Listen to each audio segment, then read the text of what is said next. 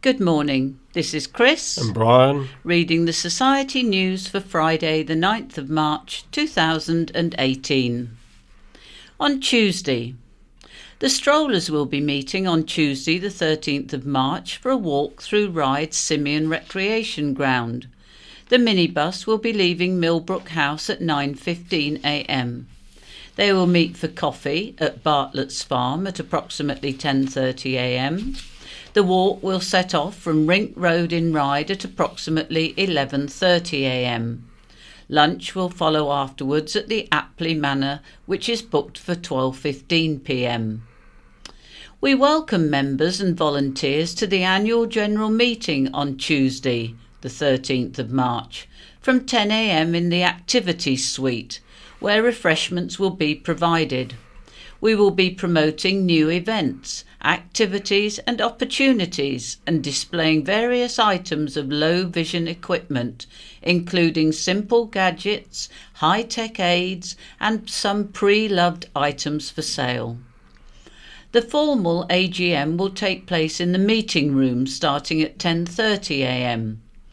Please send an email or telephone us to advise that you will be attending so that we know how many we are catering for.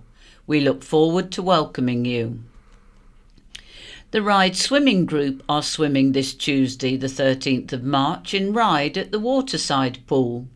The pool is closed to the public whilst the group swims. There are male and female volunteers to help you get in and out of the pool, as well as lifeguards to ensure your safety. To join the group, please call the Society first to notify us of your swimming ability. Wednesday. The weekly coffee morning will be held at Millbrook House this Wednesday, the 14th of March. The coffee mornings are not just for blind and partially sighted people. Anybody can come along and have a cup of coffee or tea as well as a piece of cake.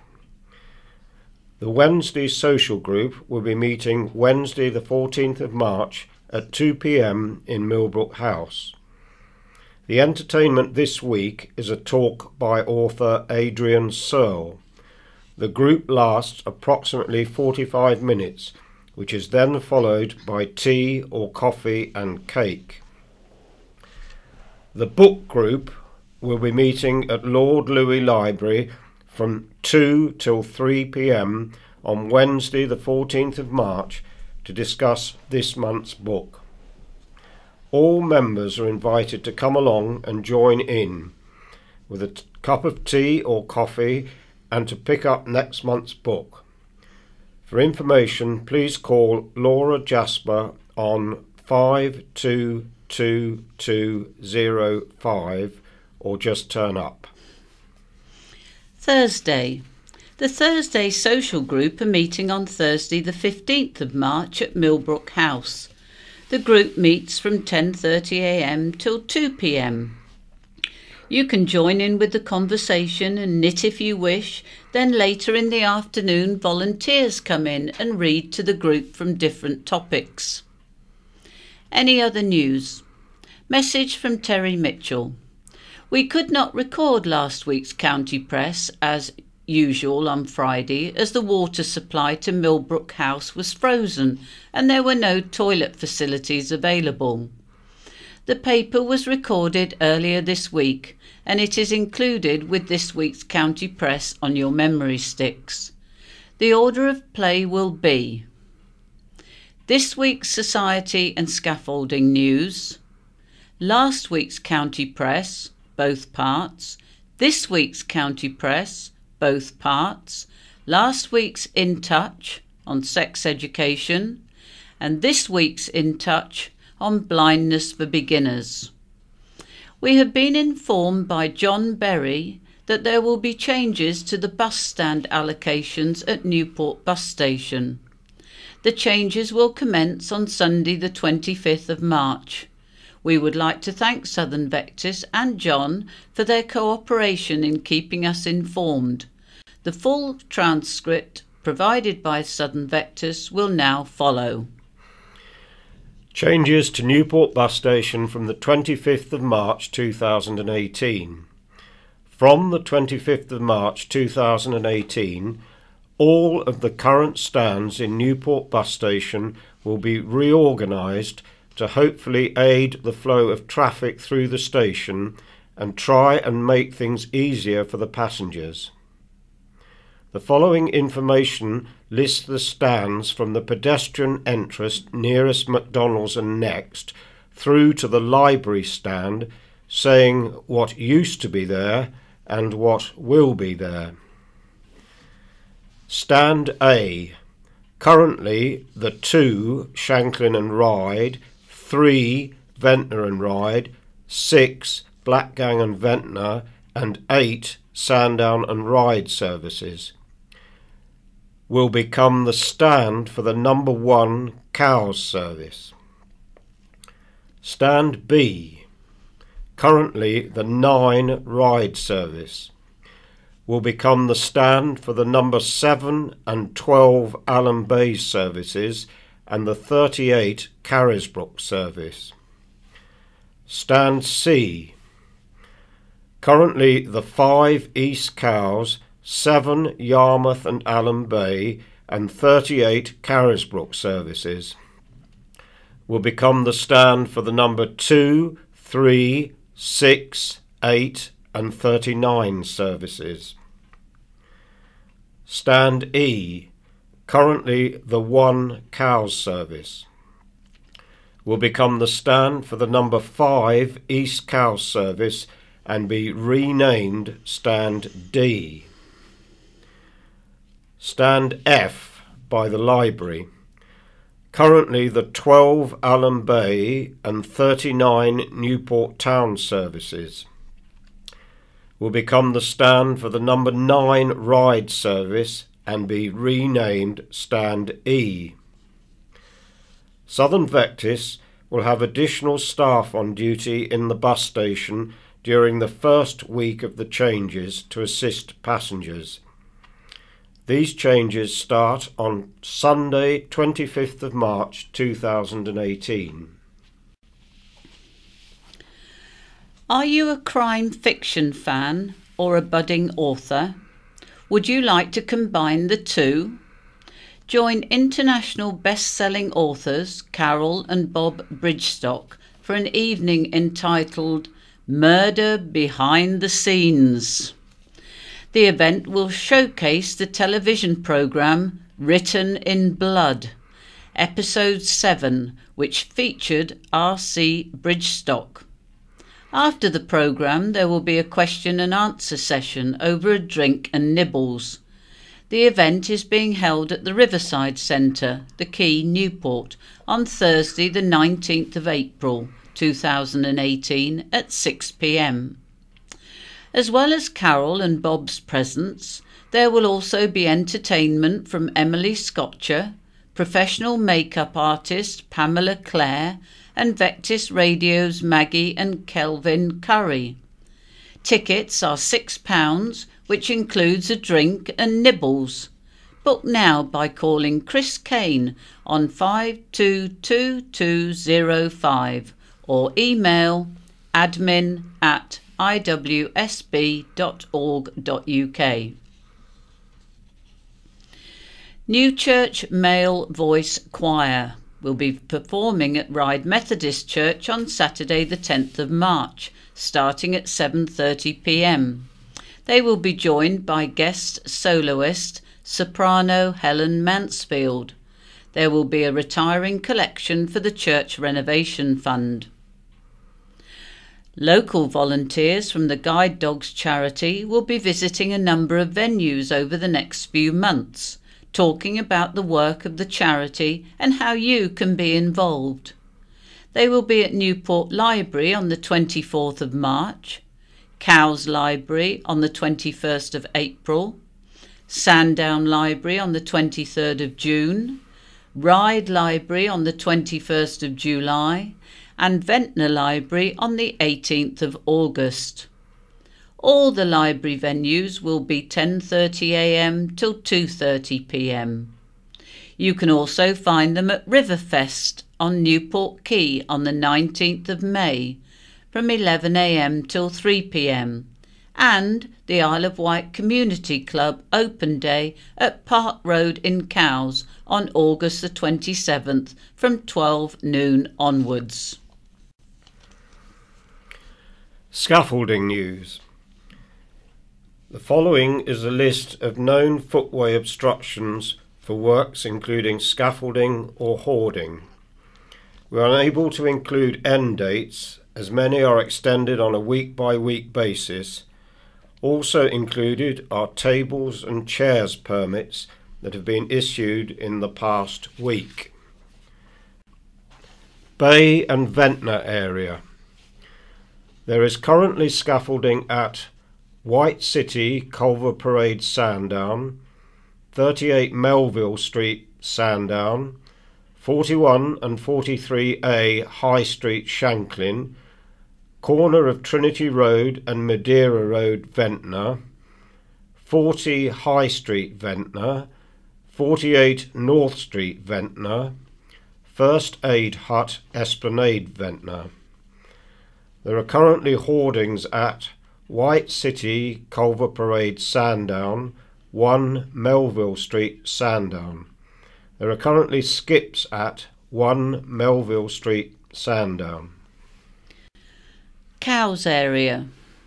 There is currently scaffolding at Red Squirrel Shop and Bella, 73 and 74 High Street, Cowes, Max Aitken Museum, 83 High Street, Cowes, Grace's Bakery, High Street, Cowes, 9 Bath Road, Cowes, and 12A Gordon Road, Cowes.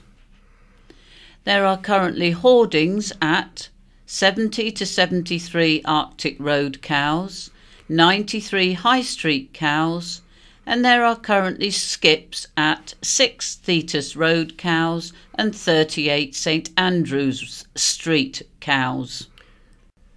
Newport area. There is currently scaffolding at 38 Key Street, Newport, 18 Lugley Street, Newport, Braunston House, Lugley Street, Newport, 3 and 4 Holyrood Street, Newport, St Thomas's Church, St Thomas's Square, Newport at the rear, Readers, 33 South Street, Newport, Albany Lodge, Lugley Street, Newport, The Works, St James Square, Newport, The Waverley, 2 Clatterford Road, Newport, former BHS store, Pyle Street, Newport, both at the front and rear, St Cross House, St Cross Lane, Newport, 8 to 10 Clatterford Chute, Carisbrooke, 1 Key Street, Newport, Bryston Viaduct, Military Road, Bryston, Bats Wing, Church Hollow, God's Hill. There are currently skips at former BHS store, Pyle Street, Newport, 68 Upper St James Street, Newport, 53 Sylvan Drive, Newport. There is currently a cherry picker at rear of Laura Ashley, St Thomas's Square, Newport. Ride area. There is currently scaffolding at 4 and 6 High Street, Bembridge, the Yar Bridge, 99 New Road, Brading, Corner House, Church Street, Seaview, the Star Inn, High Street, Ryde, Royal Victoria Arcade, Union Street, Ryde, Age UK Shop, High Street, Ryde, and Go Mobile, 21 High Street, Ryde. There are currently skips at the rear of St Peter's Church, Stane Road, Seaview, Itharin, Newland, St Helens, 46 Park Road, Ryde, and 8 Pitt Street, Ryde. New scaffolding is due up at Rose Court, George Street, Ryde, due up on the 19th of March 2018. 23 to 23A Union Street, Ryde, due up on the 26th of March 2018. and 41 to 42 High Street Ride due up on the 7th of May 2018. West White area. There is currently scaffolding at Plumley's 91 School Green Road, Freshwater. There are currently skips at PJ Thorne Butchers, Avenue Road, Freshwater. This week's In Touch. In Touch. In this week's episode, Chris and Mike McMillan join Peter White to answer listeners' questions on being newly blind or partially sighted. Listener Richard asked for advice on dealing with visual impairment when you live alone. Chris and Mike advised him to speak to the RNIB helpline and his local voluntary society for visually impaired people. Listener Doreen wanted advice on how to make a cup of tea safely and measure food in the kitchen. Chris advised using an electronic liquid level indicator available from the RNIB and others to measure liquids. The RNIB and other suppliers of aids for visually impaired people also make talking measuring jugs and scales. Chris and Mike also advise using colour contrast and bright uniform lighting to help with cooking. Listener Beryl asked about how to identify coins if you are unable to feel the thickness of the individual coins. Mike advised a coin sorter, which used to be available from the RNIB, to separate change. Chris advised a segmented purse or sorting change before you leave the house into easily identifiable sets. Both Chris and Mike use contactless payments on their phones and cards, which they find easier than carrying change. The producer was Cheryl Gabriel and the presenter Peter White. Good afternoon, this is Chris and Lester. First of all, the Society News. New Church Male Voice Choir will be performing at Ryde Methodist Church on Saturday the 10th of March, starting at 7:30 p.m. They will be joined by guest soloist soprano Helen Mansfield. There will be a retiring collection for the Church Renovation Fund. Local volunteers from the Guide Dog charity will be visiting a number of venues over the next few months, talking about the work of the charity and how you can be involved. They will be at Newport Library on the 24th of March, Cowes Library on the 21st of April, Sandown Library on the 23rd of June, Ryde Library on the 21st of July and Ventnor Library on the 18th of August. All the library venue times will be 10:30 a.m. to 2:30 p.m. You can find them at Riverfest on Newport Quay on the 19th of May, 11 a.m. till 3 p.m. and the Isle of Wight Community Club Open Day at Park Road in Cowes on August the 27th from 12 noon onwards. Are you a crime fiction fan or a budding author? How would you like to combine the two? Join international best-selling authors Carol and Bob Bridgestock for an evening entitled Murder Behind the Scenes. The event will showcase the television programme Written in Blood, Episode 7, which featured R.C. Bridgestock. After the programme, there will be a question and answer session over drink and nibbles. The event is at Riverside Centre, the Quay, Newport, on Thursday the 19th of April 2018 at 6 p.m. As well as Carol and Bob's presence, there will also be entertainment from Emily Scotcher, professional makeup artist, Pamela Clare, and Vectis Radio's Maggie and Kelvin Curry. Tickets are £6, which include a drink and nibbles. Book now by calling Chris Kane on 52205, 52205, or email admin@iwsb.org.uk. www.sex.org.uk. This week's In Touch. Sex education. Last year, the Children and Social Work Act became law, requiring all schools provide relationship and sex education from September 2019. As part of this process, the government has been calling for evidence from individuals and organisations in order to update its guidance for schools. So why have representatives of the visually impaired community seemingly not participated in this process to date? Is this a sign that all is well for the estimated 70% of visually impaired students in mainstream education? Peter White hears from a student who thinks not. He is also joined by sex education teacher Kathy Wright from New College, Worcester, one of the few remaining schools dedicated to teaching visually impaired students, and Lucy Emerson from Sex Education Forum to discuss. Marcia de Cordova is visually impaired and joined the still small but growing band of MPs with a disability when she was elected as Labour MP for Battersea in last year's general election. She's since added to her workload by gaining a quick promotion to become Shadow Minister for Disabled People. Our reporter Tom Walker spent a day with her in Parliament. Headlines from the county press for Friday the 2nd of March. Called for raging animal to quit. A Sandown Town Councillor was accused of behaving like a raging animal at a town meeting this week, leading to councillors and residents to call for him to resign.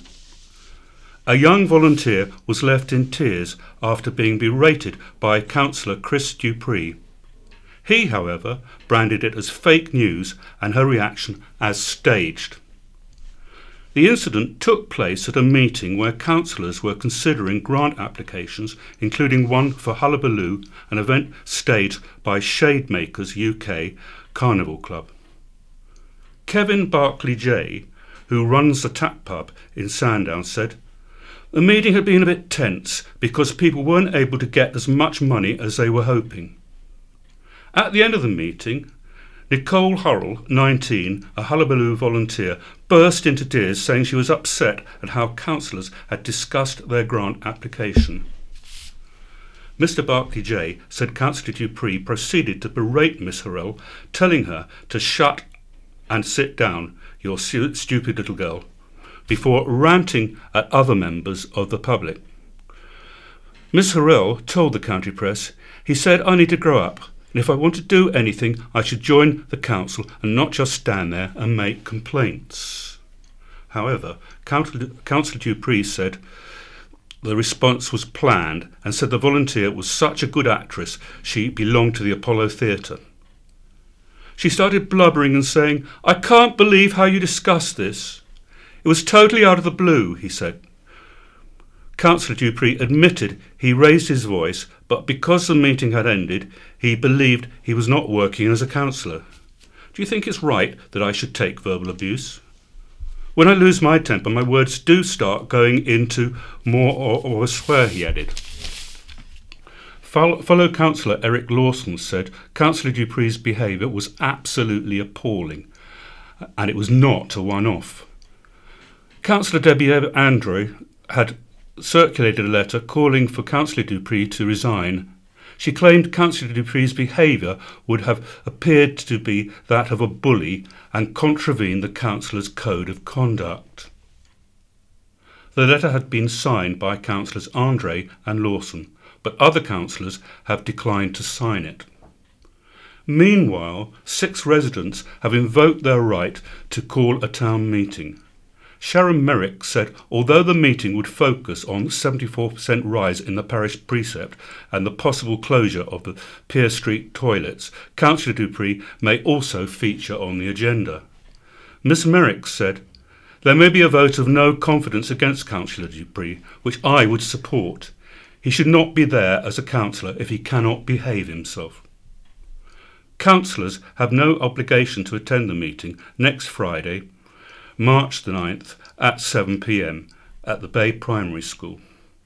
Councillor Dupree sparked outrage last May when he said, "What we need is attendance to stop paedophiles, homosexuals, pigeons and all sorts going on in there.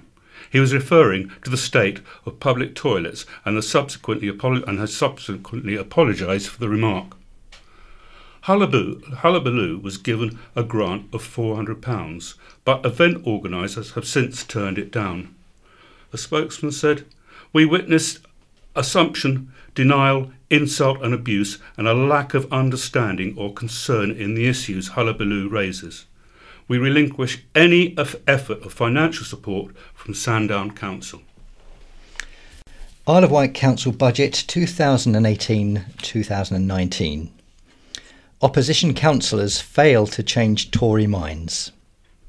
The Isle of Wight Council approved a near 6% council tax increase and 7.5 million worth of service cuts and savings this week.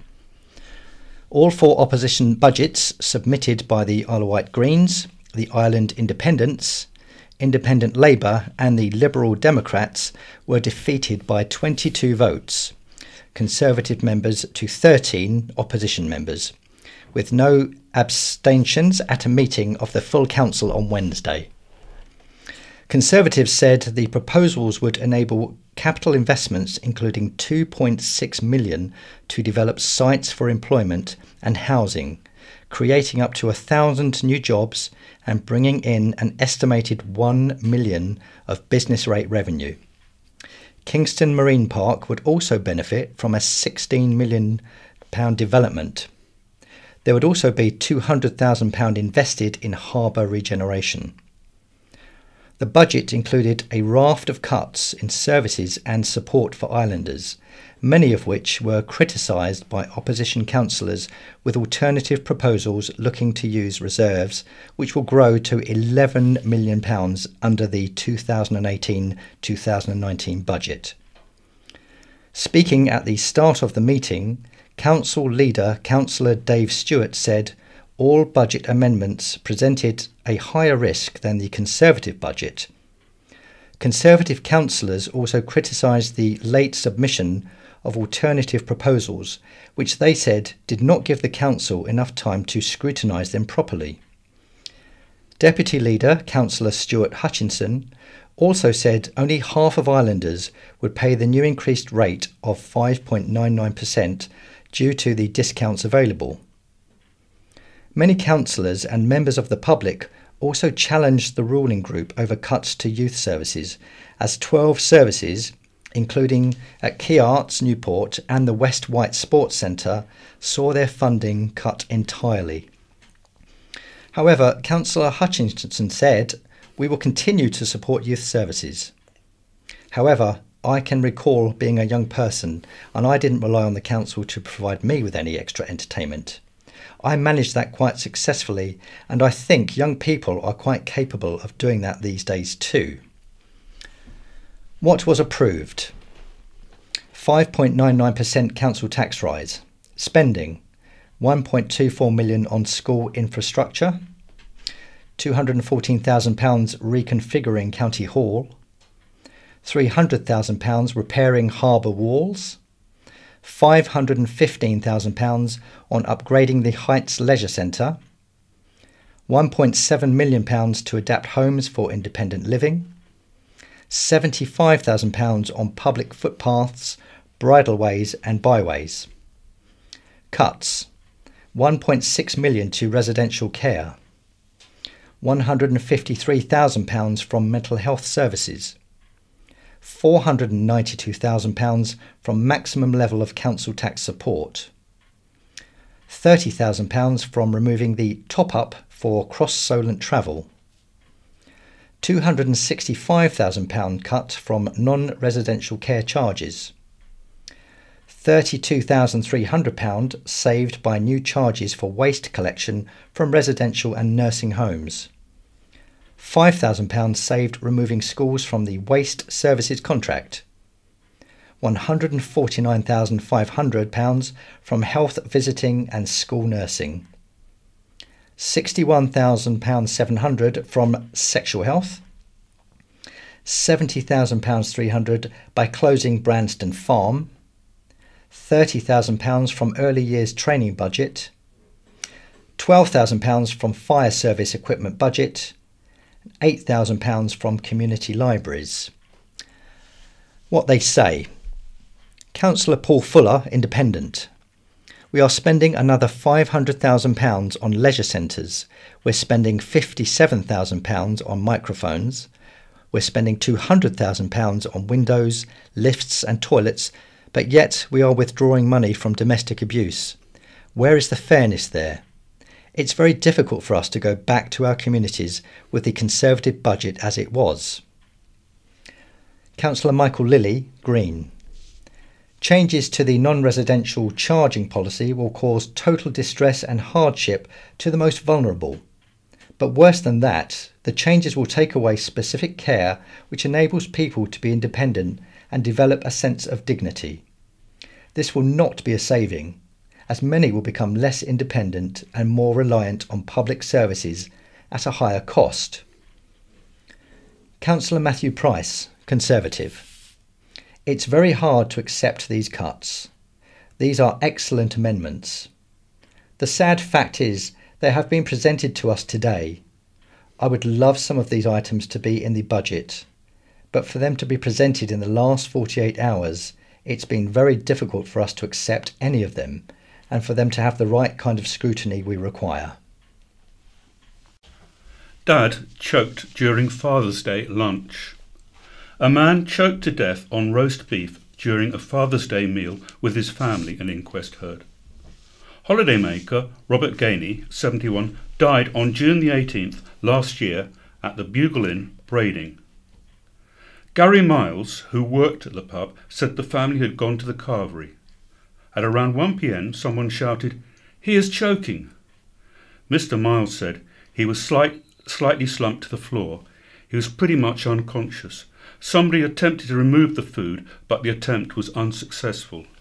The Heimlich manoeuvre was attempted, but the inquest heard Mr. Gainey was too large for someone to get a grip around him. CPR was carried out on Mr. Gainey until the ambulance crew arrived, but he was pronounced dead at the scene. A post-mortem found Mr. Gainey suffered from a number of health conditions, including diabetes and high blood pressure. He also smoked between 60 and 80 cigarettes a day and suffered from chronic kidney disease. The former slaughterman regularly spent family holidays on the island. Coroner Caroline Summeray concluded Mr. Gainey of Richmond Close, Bristol, died as a result of an accident. She said, while the family were there, he struggled with a large piece of roast beef which went down the wrong way. He choked and was unable to breathe. Island Remainers join national protest. Remainers from the Isle of Wight joined hundreds of people protesting against Brexit. Day 7 of the nationwide Is It Worth It tour saw the campaign bus visit Southampton and Portsmouth to be met by hundreds of Remainers, including members of the group Islanders for Europe. The tour was launched to counteract the Vote Leave claim leaving the EU would create an additional £350 million a week for the NHS. A leaked government report put the cost of Brexit at £2 billion a week. The Isle of Wight Green Party spokesperson Vix Lothian said, "The turnout was positive, although security threatened to call the police outside the Guildhall in Portsmouth." The crowd heard from Thomas Gravitt and Gerald Vernon Jackson from the Lib Dems and 2 Labour councillors.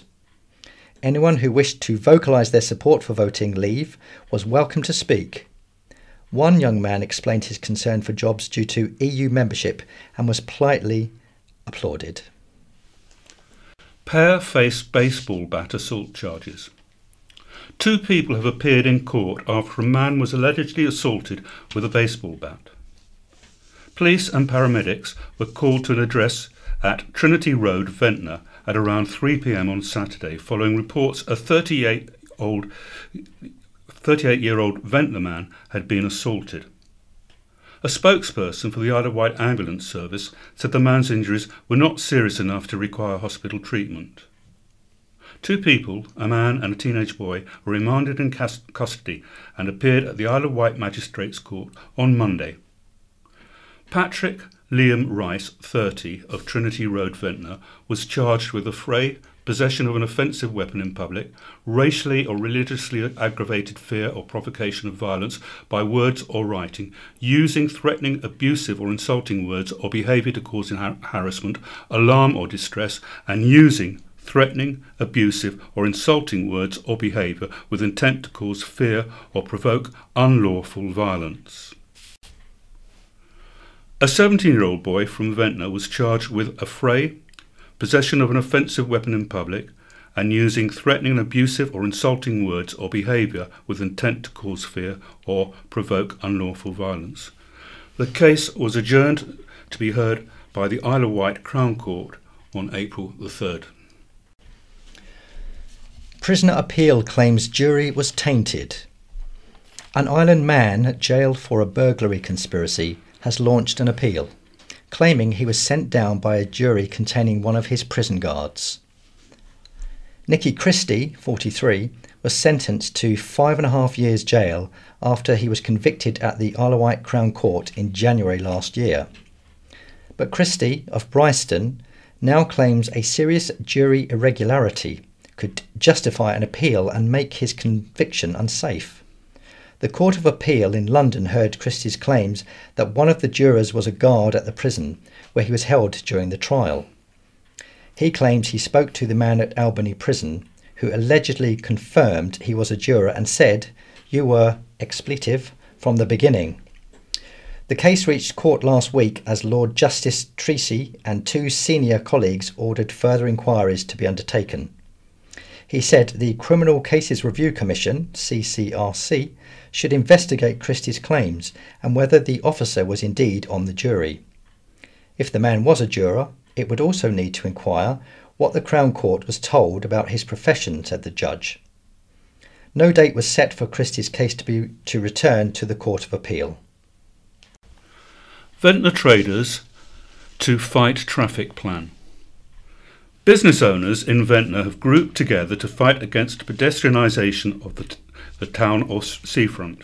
The suggestion of going traffic-free has been mooted by Ventnor Town Council, but it is in early stages with consultation scheduled for April. Larry Allen, who runs O1 Estate Agents on the High Street and Met Italia on the Esplanade, summarised the concerns of 24 traders who attended the latest Town Council meeting.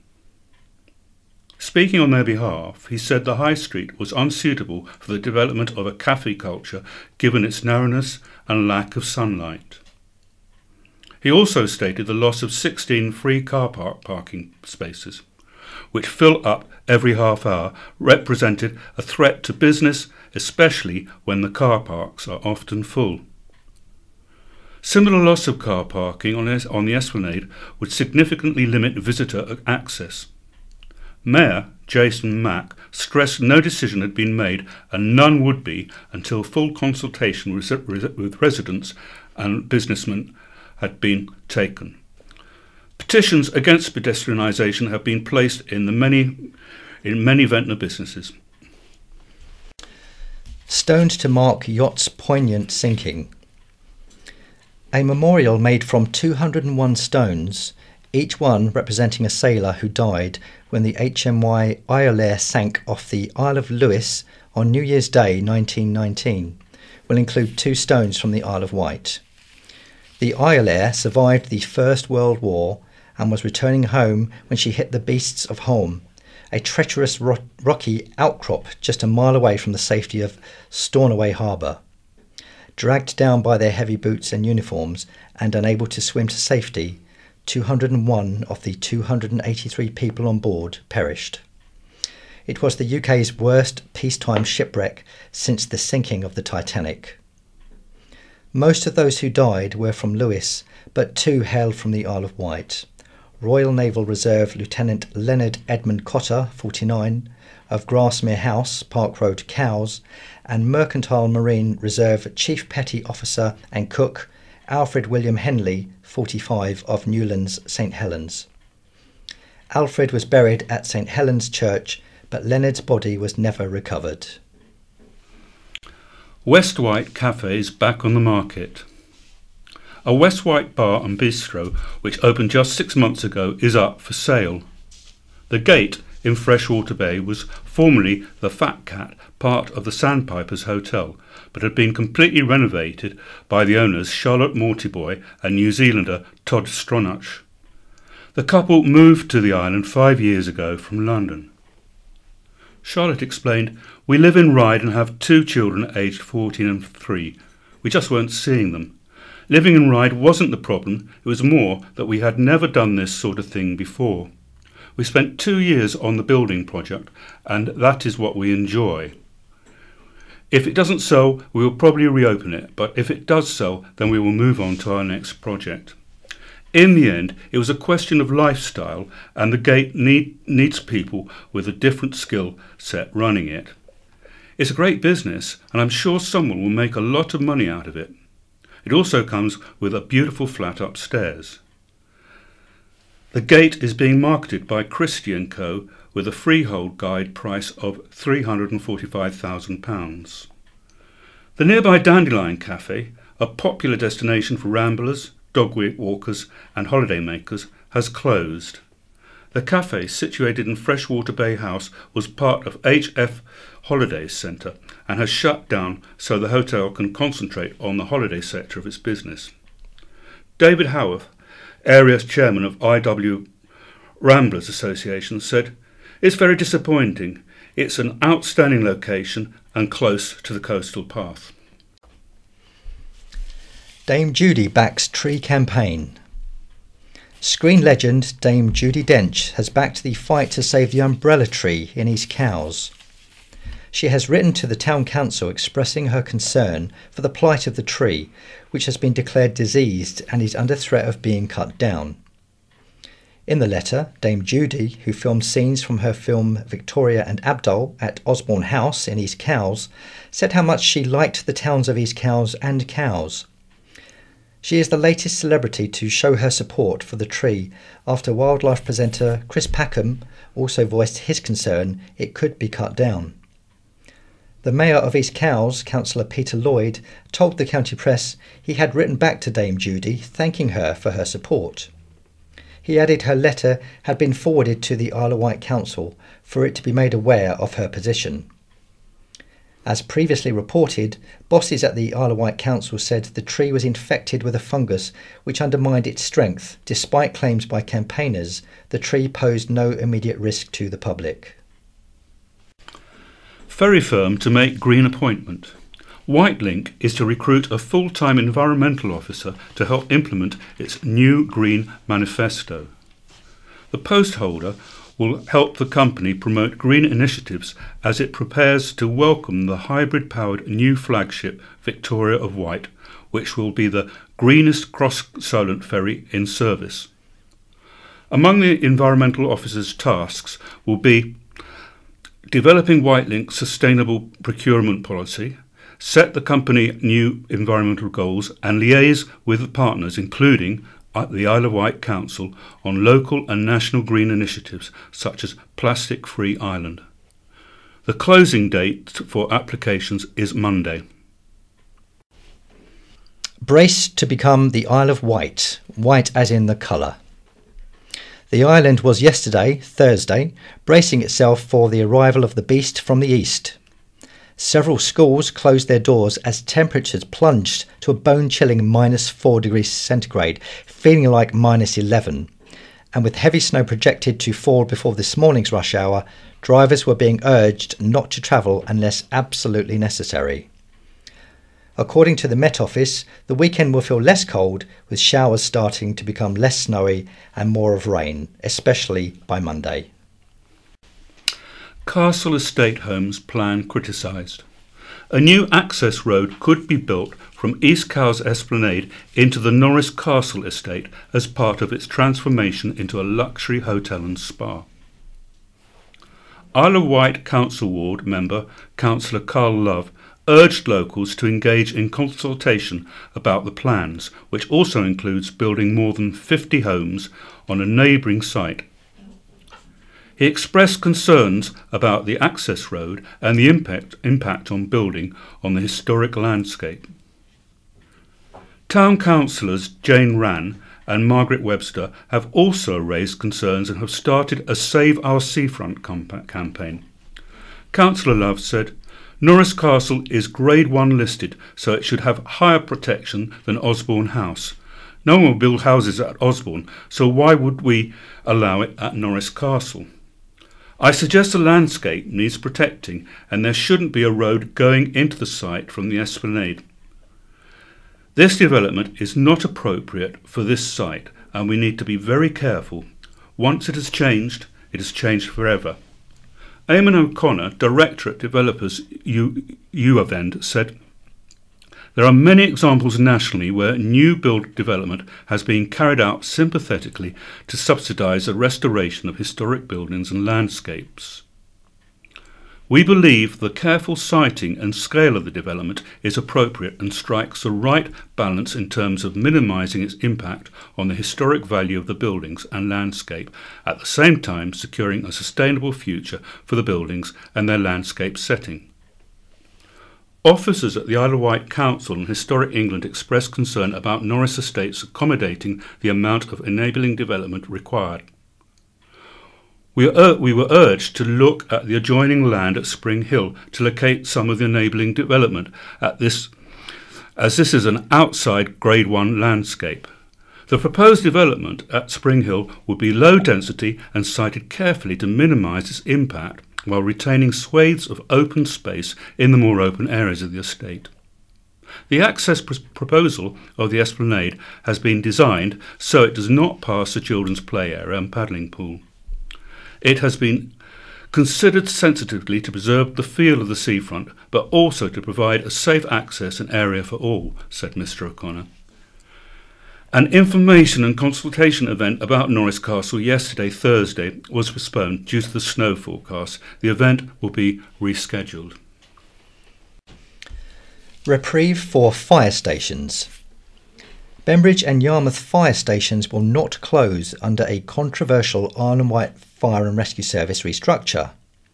The closure proposals, leaked to the county press last November, would also have seen the number of full-time firefighters reduced from 58 to 48.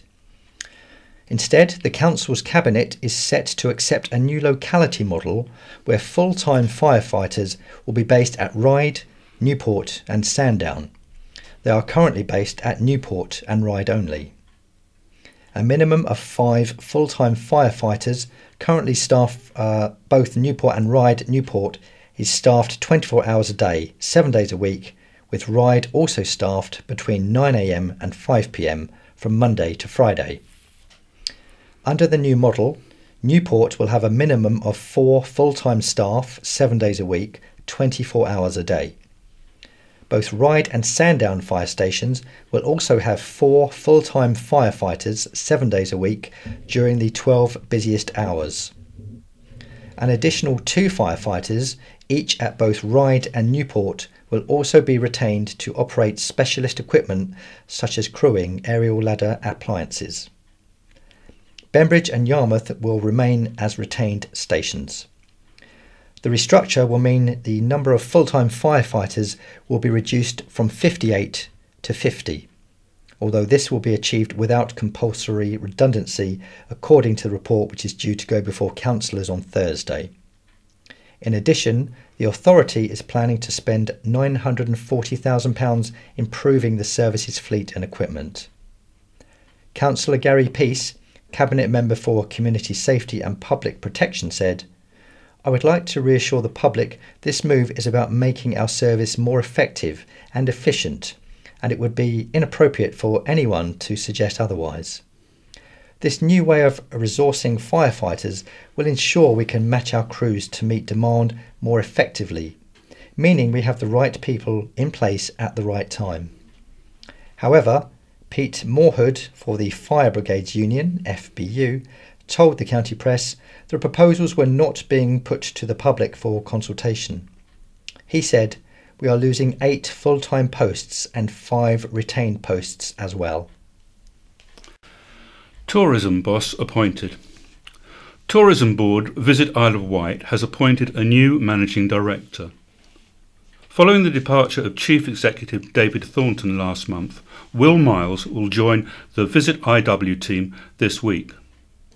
Will was formerly the head of sales and marketing at Cowes Youth Sailing, a charity, UKSA. Prior to that, he worked in the tourism industry at Ripley Castle near Harrogate, then at the Yorkshire Tourist Board.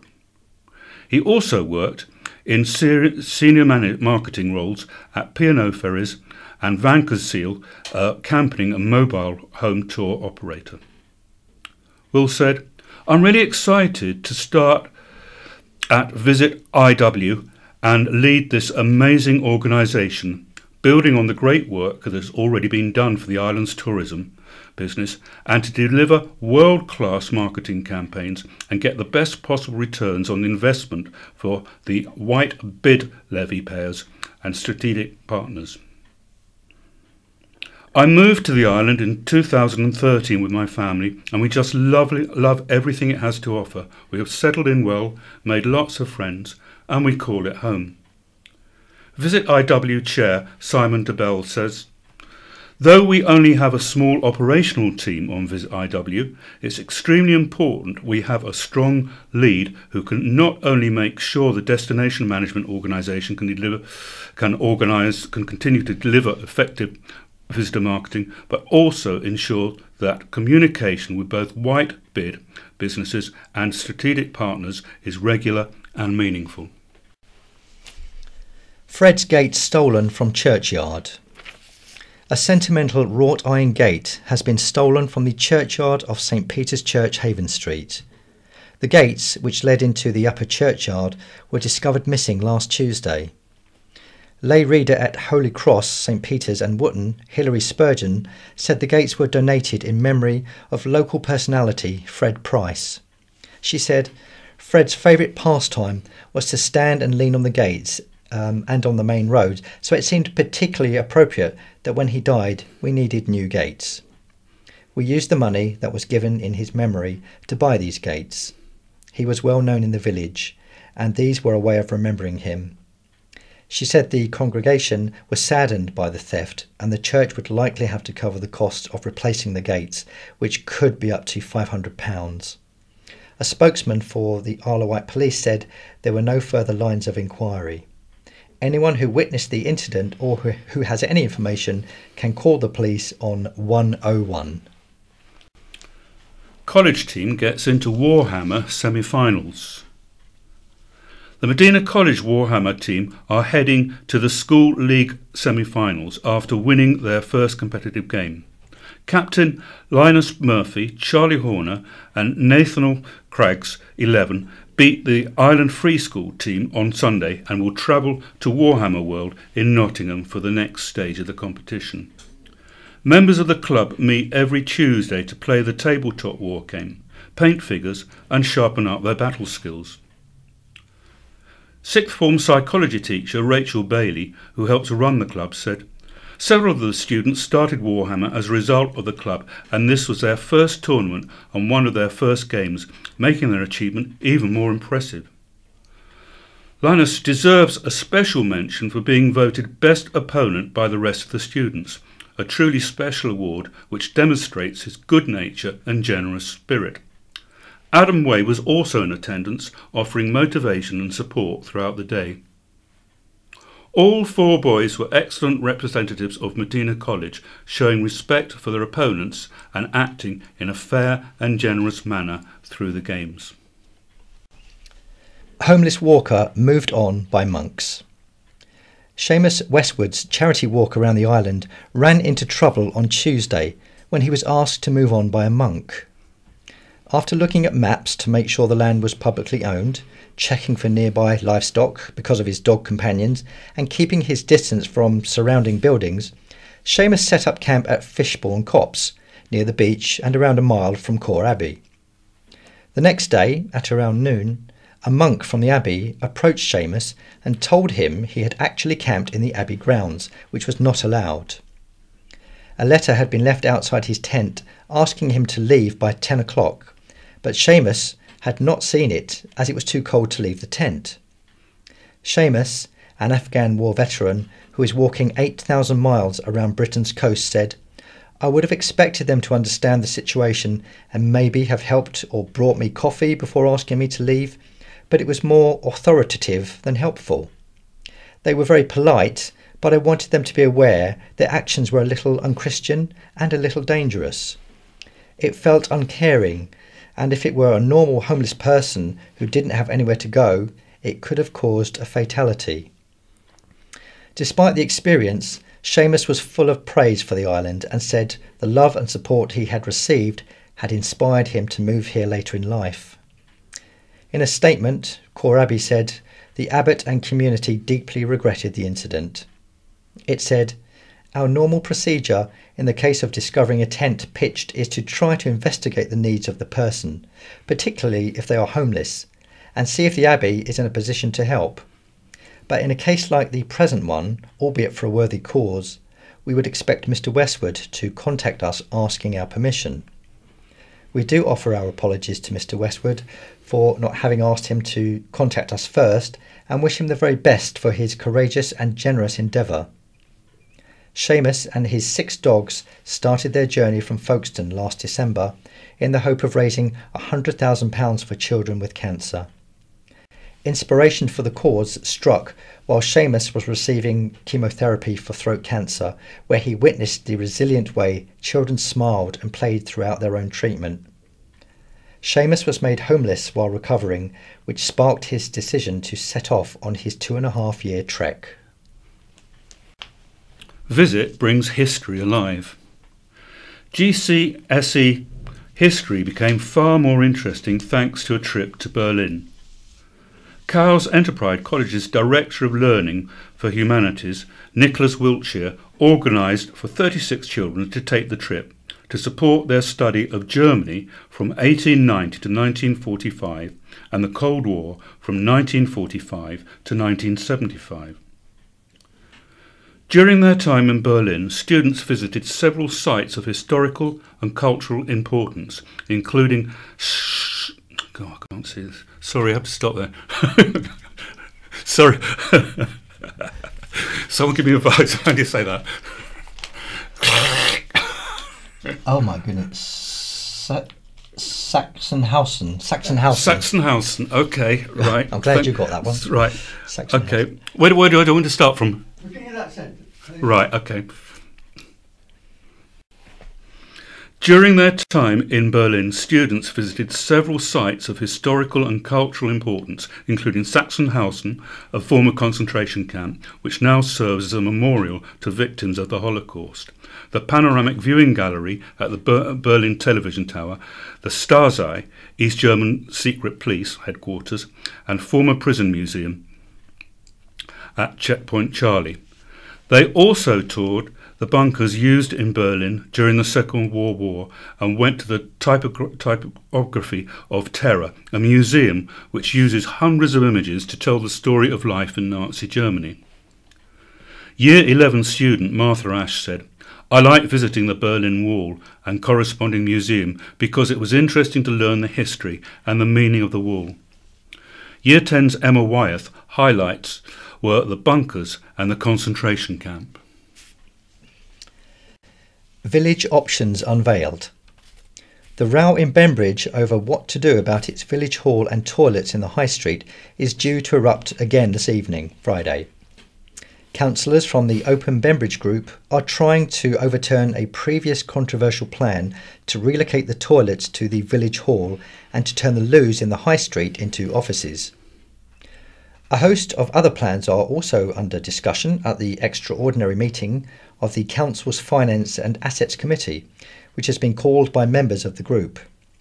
The bitter infighting at the Parish Council resulted in the resignation of its chairman, Councillor Marianne Sullivan, last month. Parish Council meetings have been increasingly overshadowed by heated arguments between two factions and even resulted in walkouts, which have seen the council branded a laughingstock. On Tuesday, the council held a consultation at the village hall where options were outlined for the village hall and the High Street toilets and buildings. Options range from retaining the status quo to selling off 5 to 7 High Street, which would release more than £197,000 to parish council coffers. Joan Jordan, 72, of Walls Road, Bembridge, said, "I have looked at all the options and I just don't know. The conflict has been horrible. There is no real need for it. We have had 10 months of dysfunctional council." John Sparrow, 71, of Woodland Grove, Bembridge, said, "I am very disturbed by the fact the parish council can't get on with its work due to infighting, but it looks as though the plans make sense." 30 texts a day to ex-partner. Bombarding his former partner with up to 30 text messages a day, many of them abusive, led to a court appearance for a Shanklin man. Kieran Hardy, 29, of Joseph's Way, admitted a charge of harassment without violence when he appeared before Island magistrates. Hardy and the woman had been in a relationship for around 5 years, the court heard. However, since the couple split up, the woman said Hardy had persistently sent her abusive messages. As the woman was reporting her concerns to the police, Hardy sent another message. "They are constant messages and they are frequently abusive," said Anne Smout, prosecuting. He admitted sending the messages, but said the language used was completely normal for him. For Hardy, Oscar Vincent said it was a great shame his client found himself before the court. He added Hardy had come to his senses in November last year and contact between the pair was now conducted through an agreed third party. Hardy was sentenced to a 2-year community order and told to pay an £85 surcharge and £85 costs. Tickets for UK Pride going fast. Dig out your dancing shoes, non-plastic glitter and get ready to party. Tickets have been released for this summer's UK Pride celebration. Isle of Wight Pride was chosen to host the national event held in Hull last year, which will take place in Ryde on Saturday, July the 21st. It is set to be one of the biggest free events on the island this year, with live music and entertainment on the beach. Pride tickets have been flying off the shelves since they were released last Friday. Around 1,600 people registered for their free tickets in the first 12 hours, climbing to around 2,500 by Tuesday. Pride trustee Eve White said, "After our first event in 2017, we were quite literally blown away by the level of support from across the UK. It has been a tiring journey. People say a second year of Pride is often the hardest, and being hosts of UK Pride has certainly cranked up the pressure. But we are up for the challenge, and we have an incredible and passionate team of volunteers who are working hard to ensure our island does a fantastic job at hosting UK Pride, and we create an island legacy for many years to come." Fellow trustee Matt Bundy said, "Our aim in 2017 was to create a family-friendly, fully inclusive event. We achieved our aim, and in 2018 we want to be even more inclusive, making sure anybody who feels isolated can be a part of the event and feels welcome. We have some very exciting artists, acts and influential speakers planned for 2018. Red Funnel, which is once again sponsoring the event, will be offering discounts to friends and family travelling from the mainland. Pride is a registered charity and runs with support from sponsors, funding bids, donations and fundraising events throughout the year. Donations can be made when you register for tickets.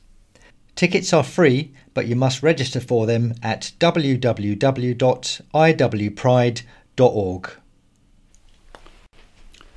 Man demanded cash from girl, 16, walking in Binstead High Street.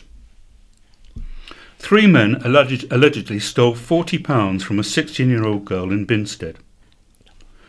The teenager was approached at the junction of Binstead Lodge Street Road and Birch Gardens between 3 p.m. and 4 p.m.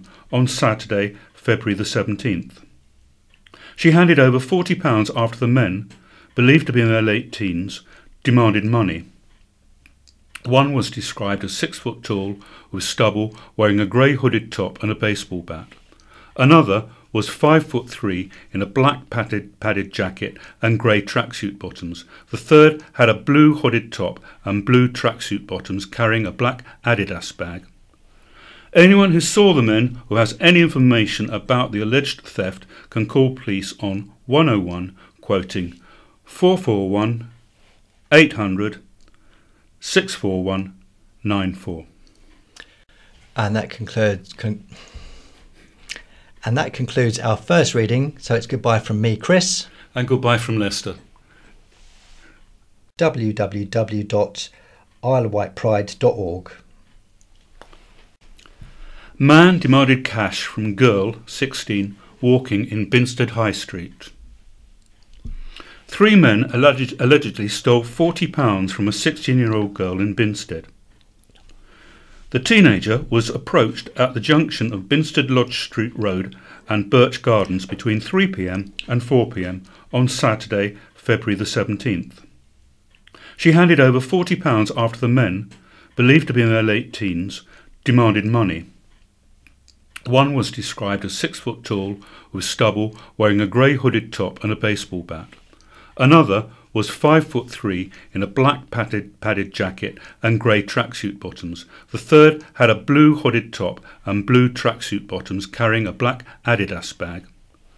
Anyone who saw the men or has any information about the alleged theft can call police on 101, quoting 441 800 641 94. And that concludes our first reading. So it's goodbye from me, Chris. And goodbye from Lester. Good afternoon, this is Chris. And this is Pauline. Reading the second part of the County Press. Spend regeneration cash on rink and theatre. From Maureen Martin of Ryde. The answer to Councillor Andrew Garrett's question and the County Press on the 16th of the 2nd, 2018 about the poor response to the Ryde regeneration workshops is simple. Lack of publicity and communication. Awareness of the Ryde regeneration programme in general and the workshops in particular is virtually non-existent. Posting a mention on Facebook is insufficient to inform the mixed-aged population of Ryde. A few local residents discovered the first workshop just prior to commencement. Despite leaving their email addresses, they were not informed of the second, while others, such as the Town Council, were. As for Mr. Ashman's comment, some people thought the exercise futile. That is well founded.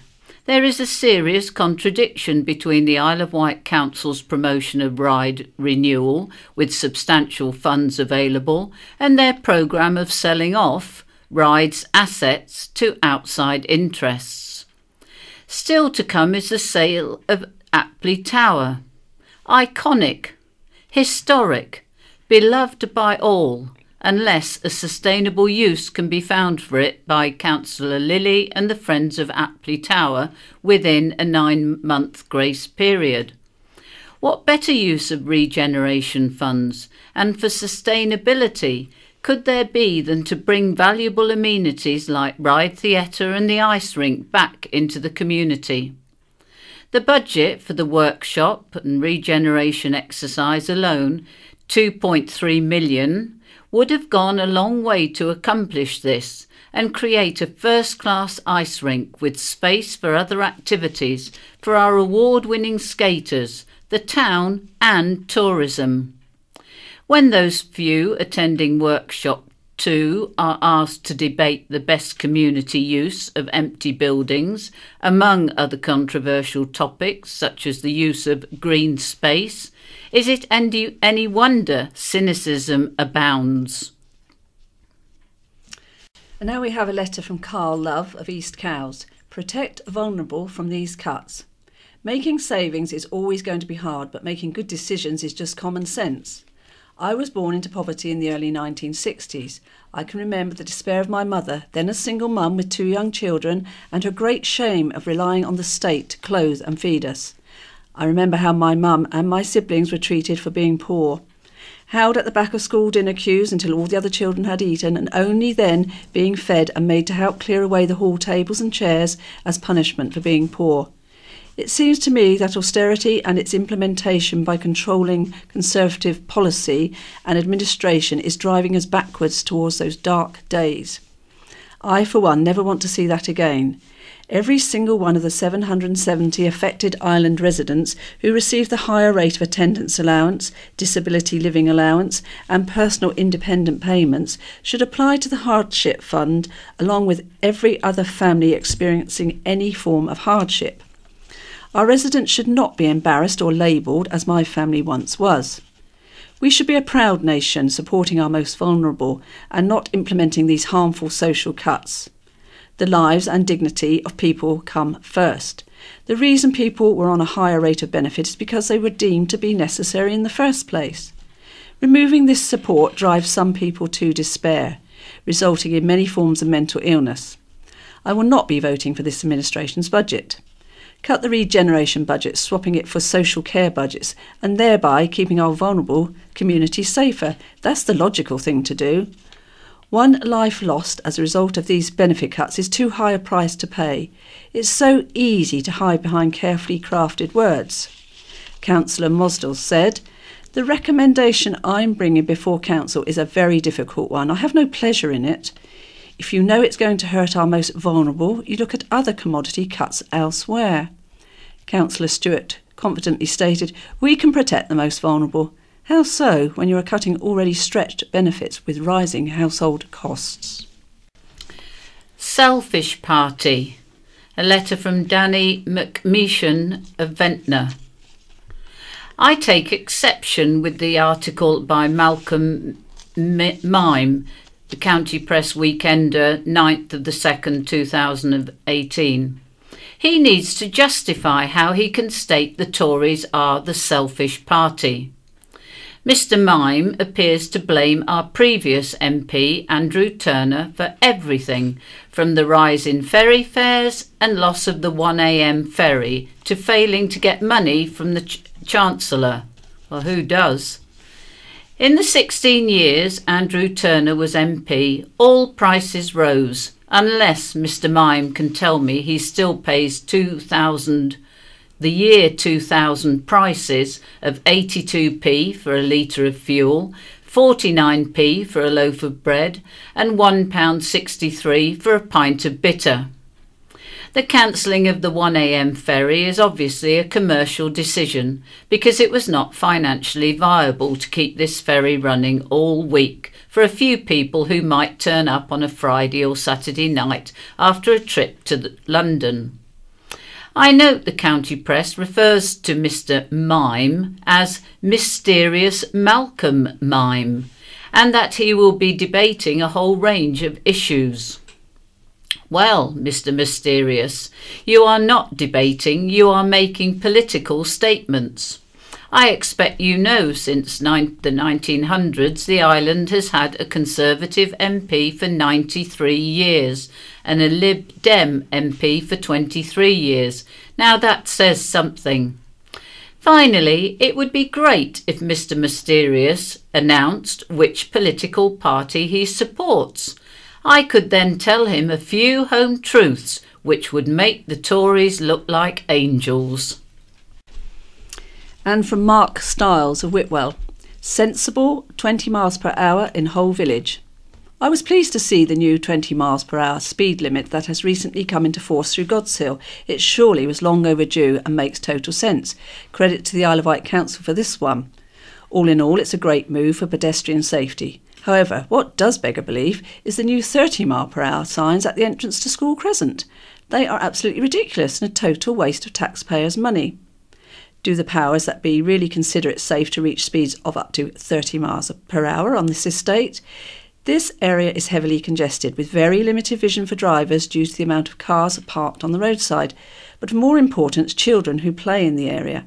The sooner someone at the council sees sense and removes them, the better, hopefully before someone is seriously hurt. Kindly couple. A letter from Jean Jones of Shanklin. In Shanklin on February the 9th, my shopping bag slipped from the footwell of my scooter without my noticing until I was a street away from picking up a few weeks' pension at the post office. With little hope, I retraced my journey without any sign until I saw a couple ahead who had rescued my bag. They were as pleased to see me as I was to see them. I had become so distressed I was almost incoherent in my thanks, and I would like to remedy that. Would they please call me? They know the street. The number is 50. PFI to blame, from Mike Stark, Chale Green. The answer to Councillor June Davison's question to the Isle of Wight Council Scrutiny Committee, County Press 23rd of February 2018, as to why the authority planned to increase home care charges while failing to reduce the highways' PFI costs is simple. The PFI has major financial implications for the council. It has to commit and guarantee a significant element of its revenue budget over a 25-year period. The council's flexibility over its controllable spend, on which it can look to make savings year on year to achieve a balanced budget, will clearly be reduced by committing some £8.3 million a year for a 25-year period. It needs to be recognised that the commitment to this project and the other main priorities of the council will mean there will be very limited resources for other service areas. Not my words. This warning came in a Cabinet report on the PFI, nodded through by Councillor Ian Ward and the majority of his council colleagues in August 2009. Bizarrely, Councillor Ward now blames complexities in the PFI contract for something spelled out in no uncertain terms and agreed by him and others in County Hall nearly a decade ago. Don't forget, the PFI was promoted by the then-as-now Tory-led council as a gift of hundreds of millions of pounds with no snags whatsoever.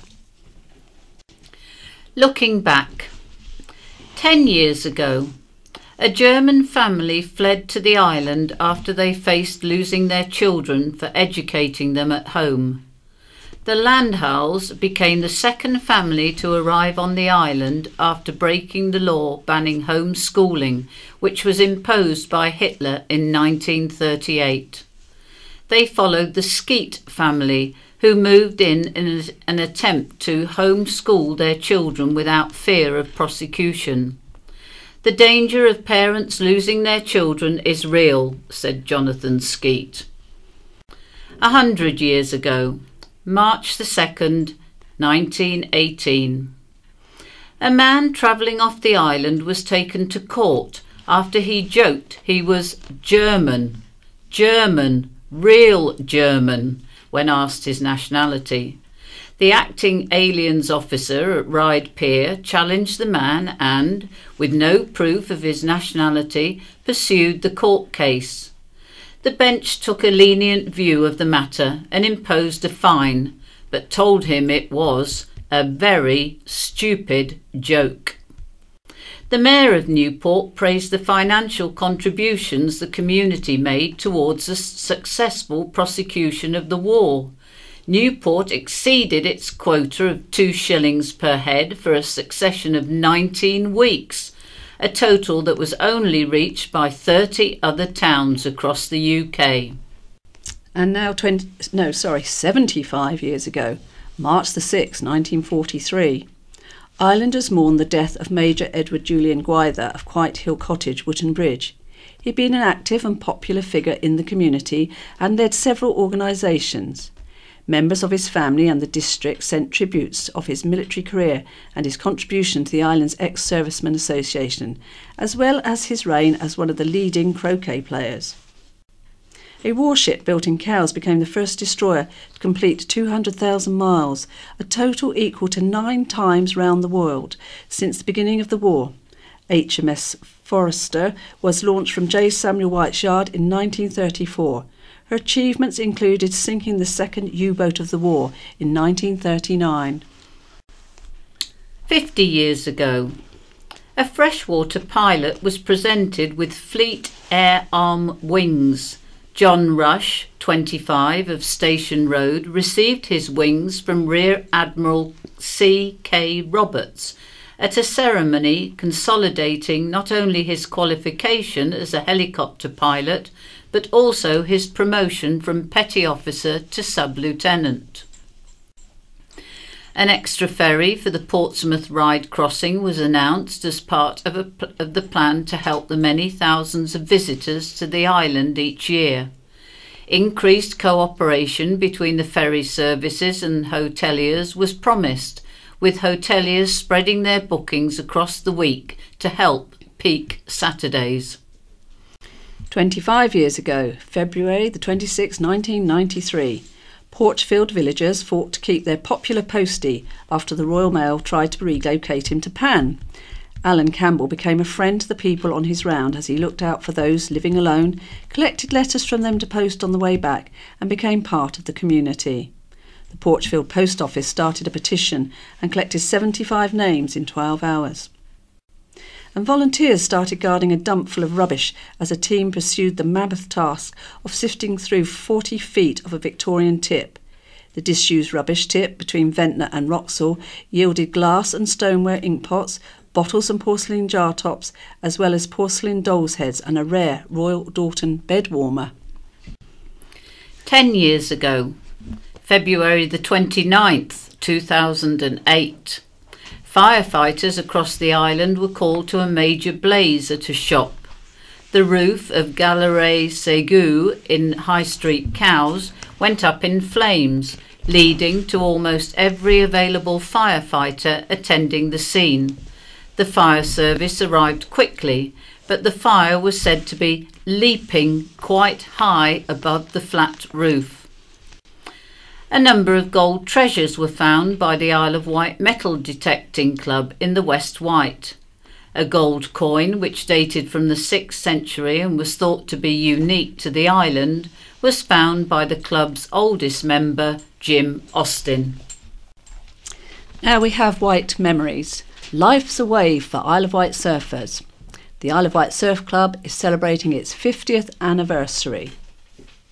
The Isle of Wight Surf Club is celebrating half a century of riding waves around the island. From its humble beginnings in 1967, the club has gone on to great things, producing famous names in the surfing community, including national champions. It all started in 1967 when the club's first meeting was held at the house of surfer Roger Backhouse. At the time, there were pockets of surfers all over the island, but many of them didn't know each other. There were people surfing on the west coast of the island who never came into contact with the surfers on the south coast. The club decided to place an advert in the county press, calling on surfers island-wide to make themselves known and join the club. They didn't stop there. Soon after the club's formation, they went on their first surfing trip to Cornwall, but it didn't go quite as planned. Back in 1967, many of the club's members were surfing in nothing more than woolly jumpers and shorts. But throughout the late 1960s, surfing equipment was developing rapidly, with improved wetsuits and different board shapes. At the club's first AGM, Chair Roger said he had encountered hundreds of people who had said surfing could not be done on the Isle of Wight. But Rod Sumpter, the European surf champion and honorary president of the club, had said Freshwater Bay was one of the best breaks in the British Isles. From a nucleus of 6 founder members, the club had grown to 70 members by the end of the first year. During the 1970s, surfing continued to grow on the island, and in 1976 the club produced the first edition of its magazine, White Water. The magazine was for the benefit of island surfers and skateboarders, and included event information, stories, jokes, cartoons, film and music reviews, adverts, pictures and news from around the country. The club has produced some famous faces in the world of surfing over the years, including British champion Johnny Fryer and famous surfboard shapers Ted Klastula of Vitamin C Surfboards and Roger Cooper. The Surf Club also got involved with the Surfers Against Sewage campaign and in 1996 came out in forced protest about Southern Water's proposals to pump raw sewage off Sandown Bay. Many competitions, surf trips and success stories later, the Isle of Wight surfing scene is now seeing second and third generation surfers taking to the waves. Current chair, James Ransom of Knighton, is working hard to make the Isle of Wight Surf Club a modern, thriving club, which is appealing to a wide demographic of island surfers. He wants to make it family friendly and provide a good social scene alongside the competitions. The club has been going for such a long time, but I hope next year it will be bigger than ever, James said. The club is holding a competition on April the 21st in memory of popular local surfer Lee Sheath. The competition is open to all club members. Now we have My View, and we start with Rebecca Roncoroni. Is there any common sense around? People get attached to all kinds of weird and wonderful things. My other half recently got a new car, and I know his order of priority is now the car, the dog, then me.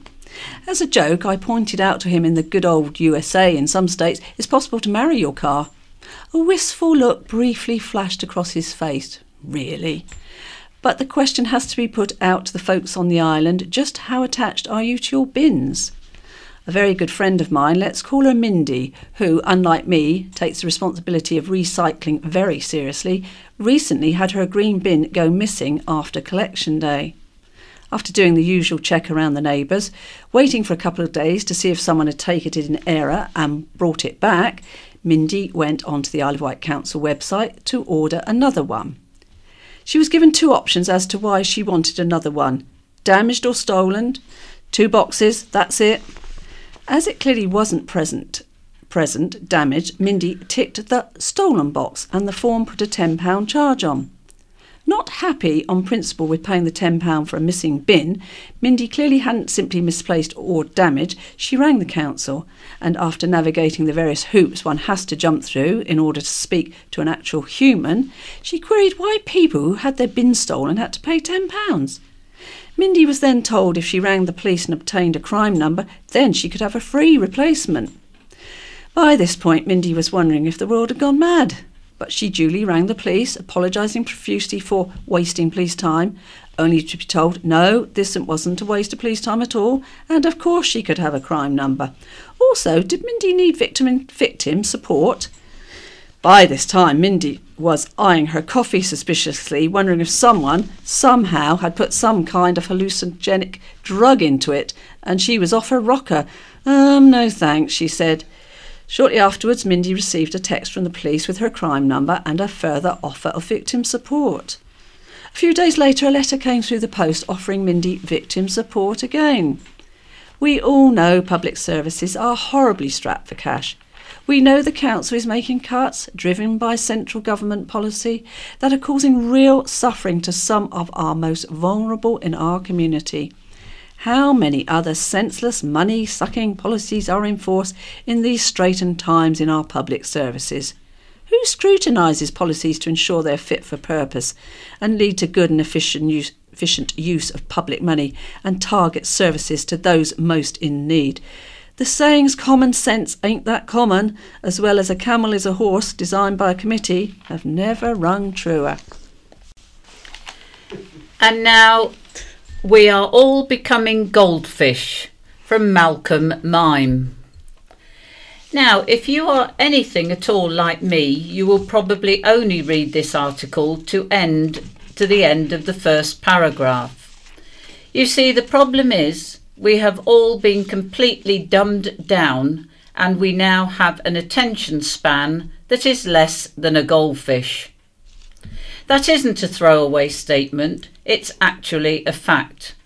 The attention span of a goldfish is 9 seconds, whereas the attention span of an average human is 8 seconds. It was 12 seconds back in the year 2000, before the internet revolution exploded. For those of you who are still with me, I thank you and would tell you to take a moment to pat yourselves on the back for having the staying power, but I won't push my luck. You'd no doubt get distracted and move on to something else, and that something else will invariably be checking your phone, but more about that later. Our lack of attention span isn't the only thing that has been affected in this rapidly changing world. Let's take my two teenagers as perfect examples of how things have changed significantly in the past few years. My 18 and 19-year-old boys love music and permanently have their earphones in. Actually, it's usually just the one earphone so they can still hear their friends, although they don't ever seem to hear me or their mother.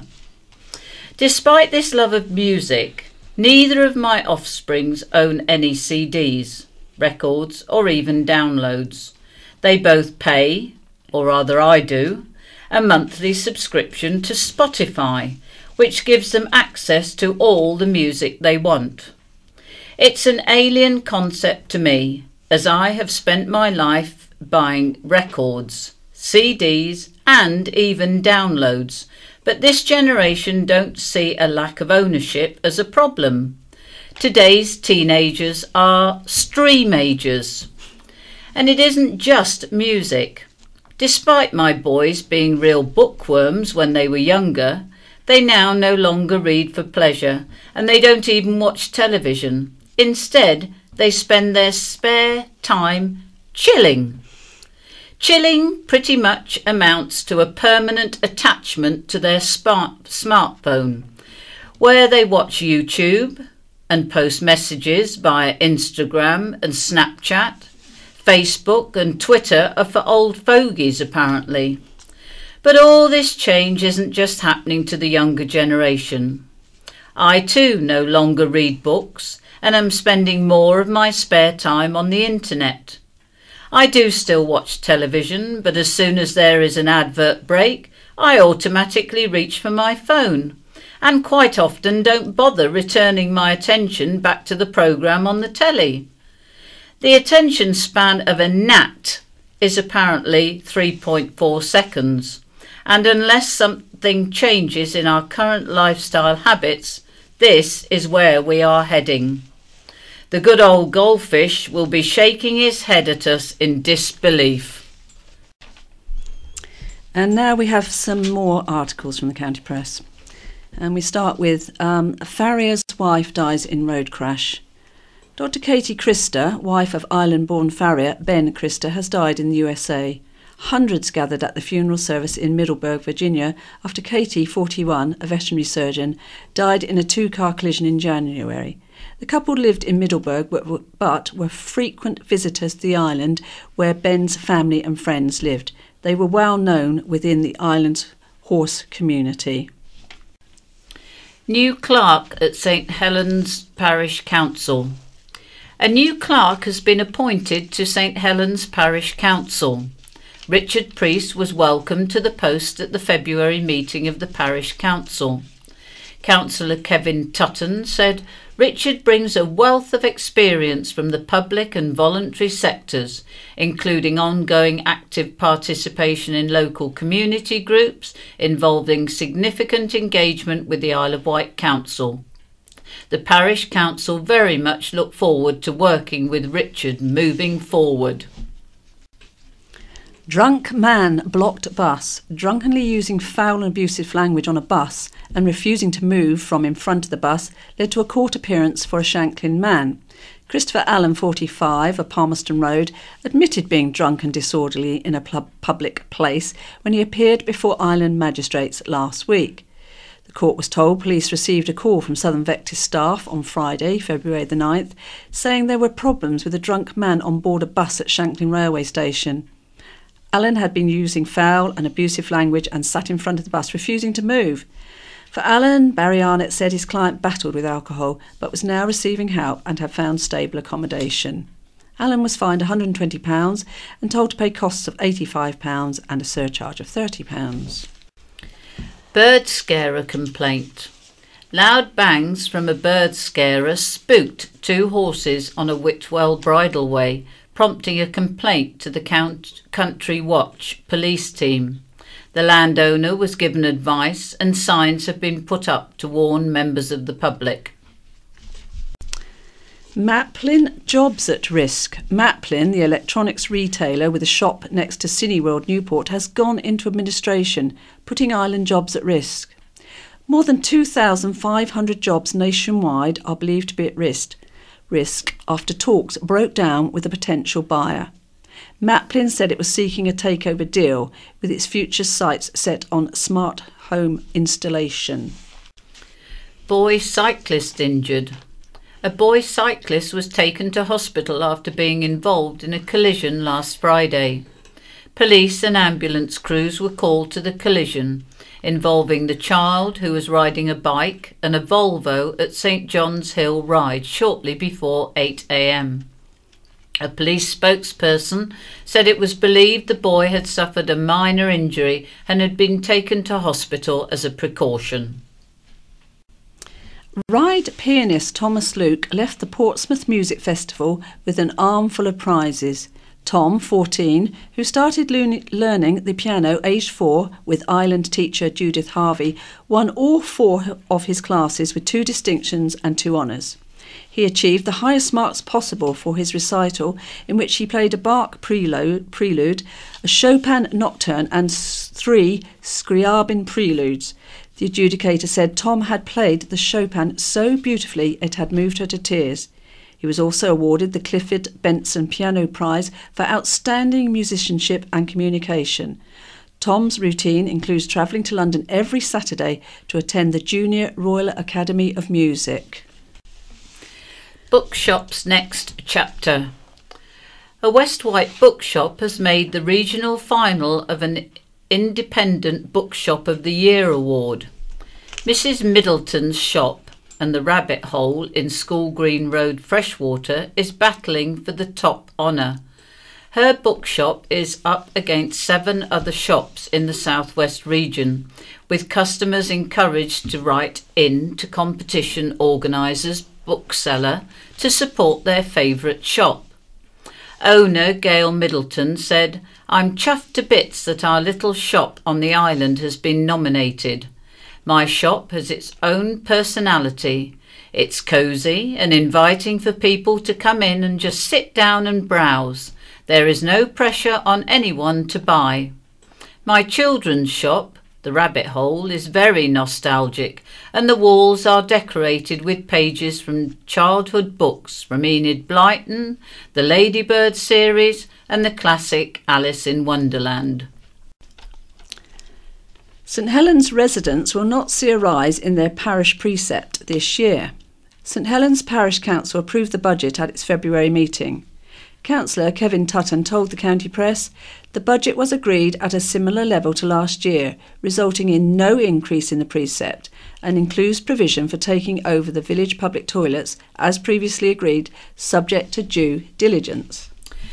Poppy's Puppy Love helps students. Students at St George's School Newport have benefited from the presence of Poppy, the school puppy. Poppy joined the school in September 2015 and supports students with severe and complex needs in challenging situations. The dog helps increase students' self-esteem and reduce anxiety and comforts students who are upset. During residential trips to Hampshire and Tapnell Farm, Yarmouth, Poppy supported those with anxiety and homesickness while away from home and has helped develop a general understanding of the responsibility of looking after another being.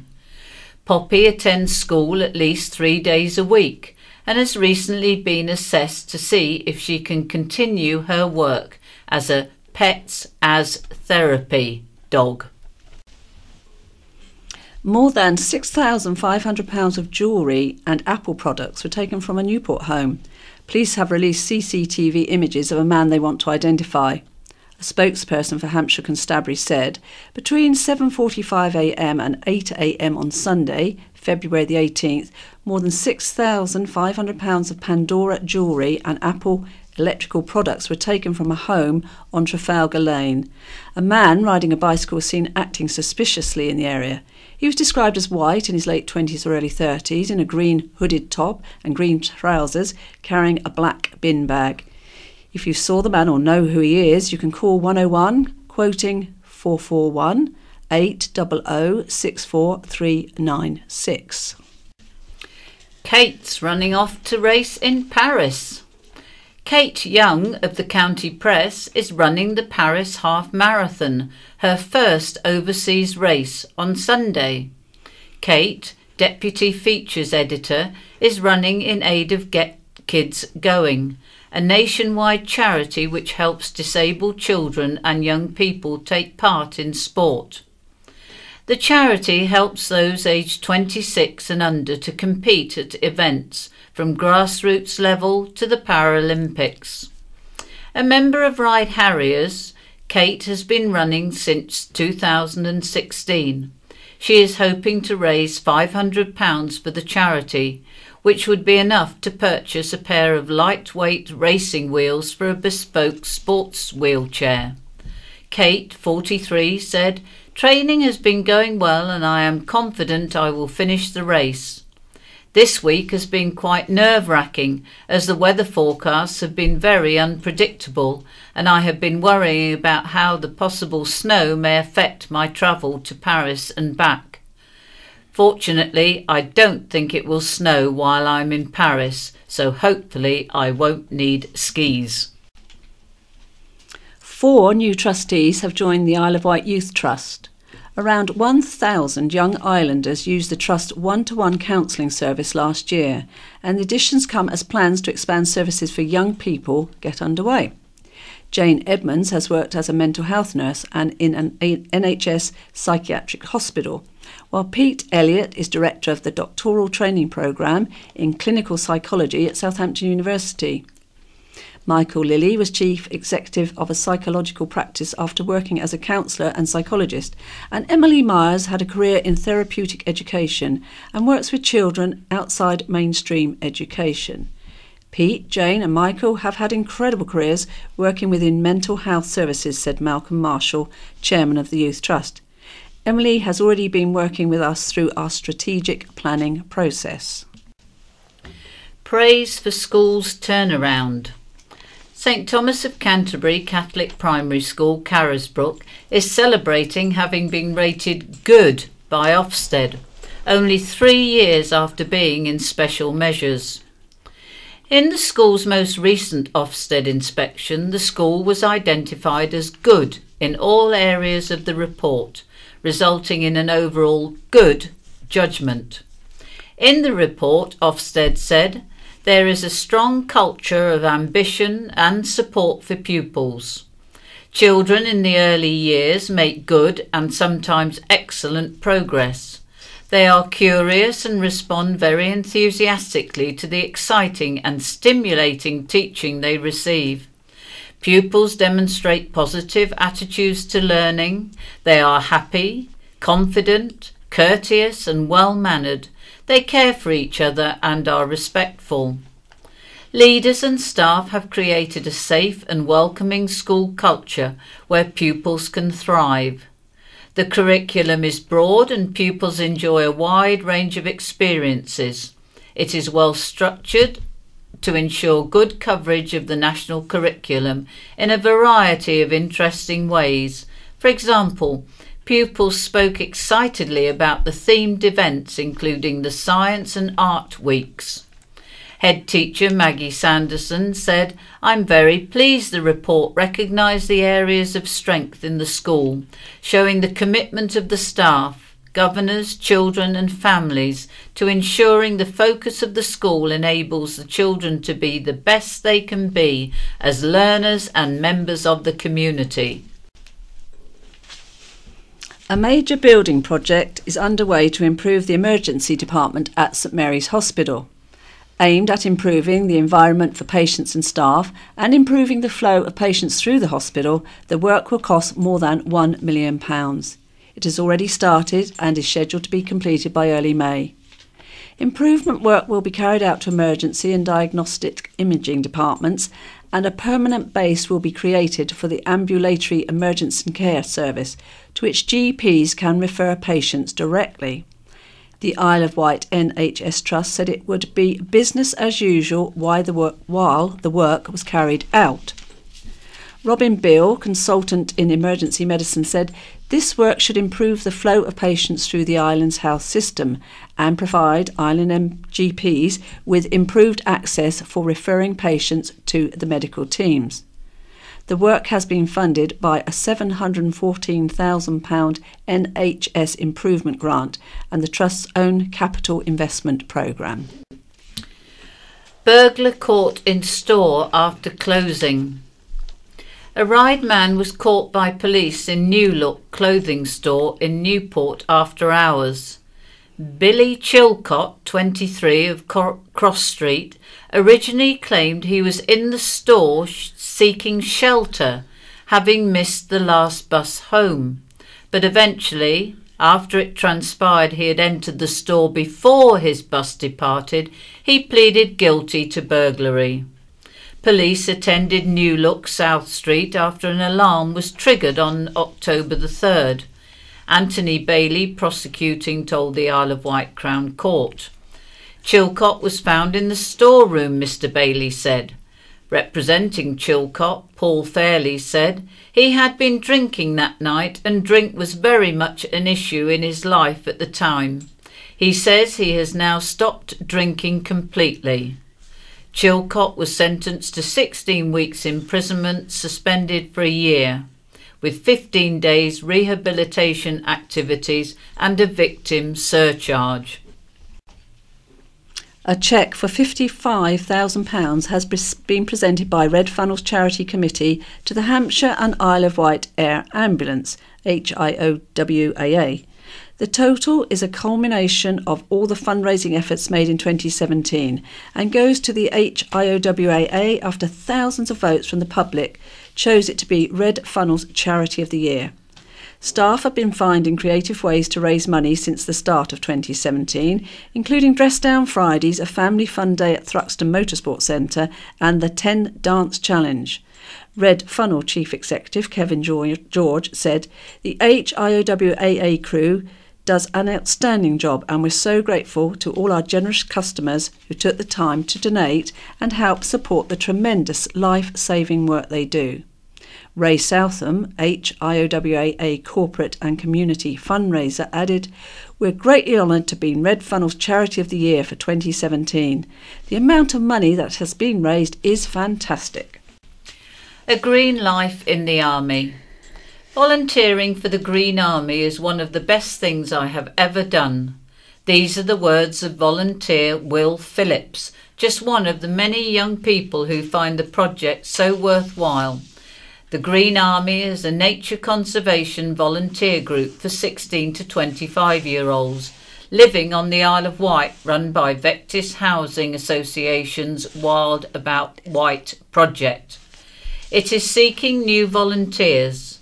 Last year, the scheme won a special team award at the Isle of Wight High Sheriff's Award ceremony for young people who overcome adversity. Jazz Woods, another volunteer, said, "Green Army has helped me in leaps and bounds, being able to do something so relaxing but tackling things I never thought I could really helped me. I will make sure I continue promoting Green Army wherever I go, as it has helped me so much." Many of the volunteers are young people in supported accommodation. Recent projects include conserving unique East Wight habitats, working on wetland and heathland restoration at reserves in Newchurch, Sandown Meadows and Arreton Down, and helping sustain island flora and species from bees to Chalk Hill blue butterflies. The group meets fortnightly on Tuesday mornings at different locations. partnering with a range of ecological and wildlife organisations to carry out practical conservation sessions in the great outdoors. All tools, specialist equipment and clothing are provided, and the volunteers are supported and supervised by professional wildlife and conservation experts. Refreshments and lunch are provided, and transport to and from the site can be arranged. A brooch dating from the reign of Ethelred the Unready has been unearthed on the Isle of Wight. The brooch, discovered by metal detectorists near Newport, is made from a penny minted between 978 and 1016. The coin was minted by Frostulf at York and has been gilded and adapted to form the brooch. However, its fittings are missing. When worn, the reverse of the coin showing a cross would have been visible. Coins usually had the name of the money-maker Frostulf on the reverse before the reign of Edward I, which started in 1272.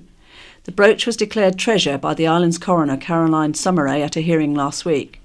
Also declared treasure were 3 late Roman coins found near Cowes. There were 2 silver coins known as a soliloquy and 1 gold coin known as a solidus. The solidus was issued by Valentinian I at the Mint of Trier in AD 367 to 375, and the 2 soliloquy were issued at Milan in AD 395 to 402 under Arcadius and Honorius. 7 silver Roman coins dating from the earliest part of the Roman occupation were also found at Shelfleet. The 7 silver coins dated from 42 BC to 3231 BC. Isle of Wight fines officer Frank Basford said he was not permitted to give values of fines under his contract with the British Museum. He said after the inquest the fines are valued by a committee at the British Museum, but not by the British Museum. And it's goodbye from Chris. And goodbye from Pauline. Lovely. Oh, those Roman. And now for the headline on the county press for the Friday the 9th of March. Life at End of Pier. A hotel, restaurants and even shops could be built at the sea end of Ryde Pier.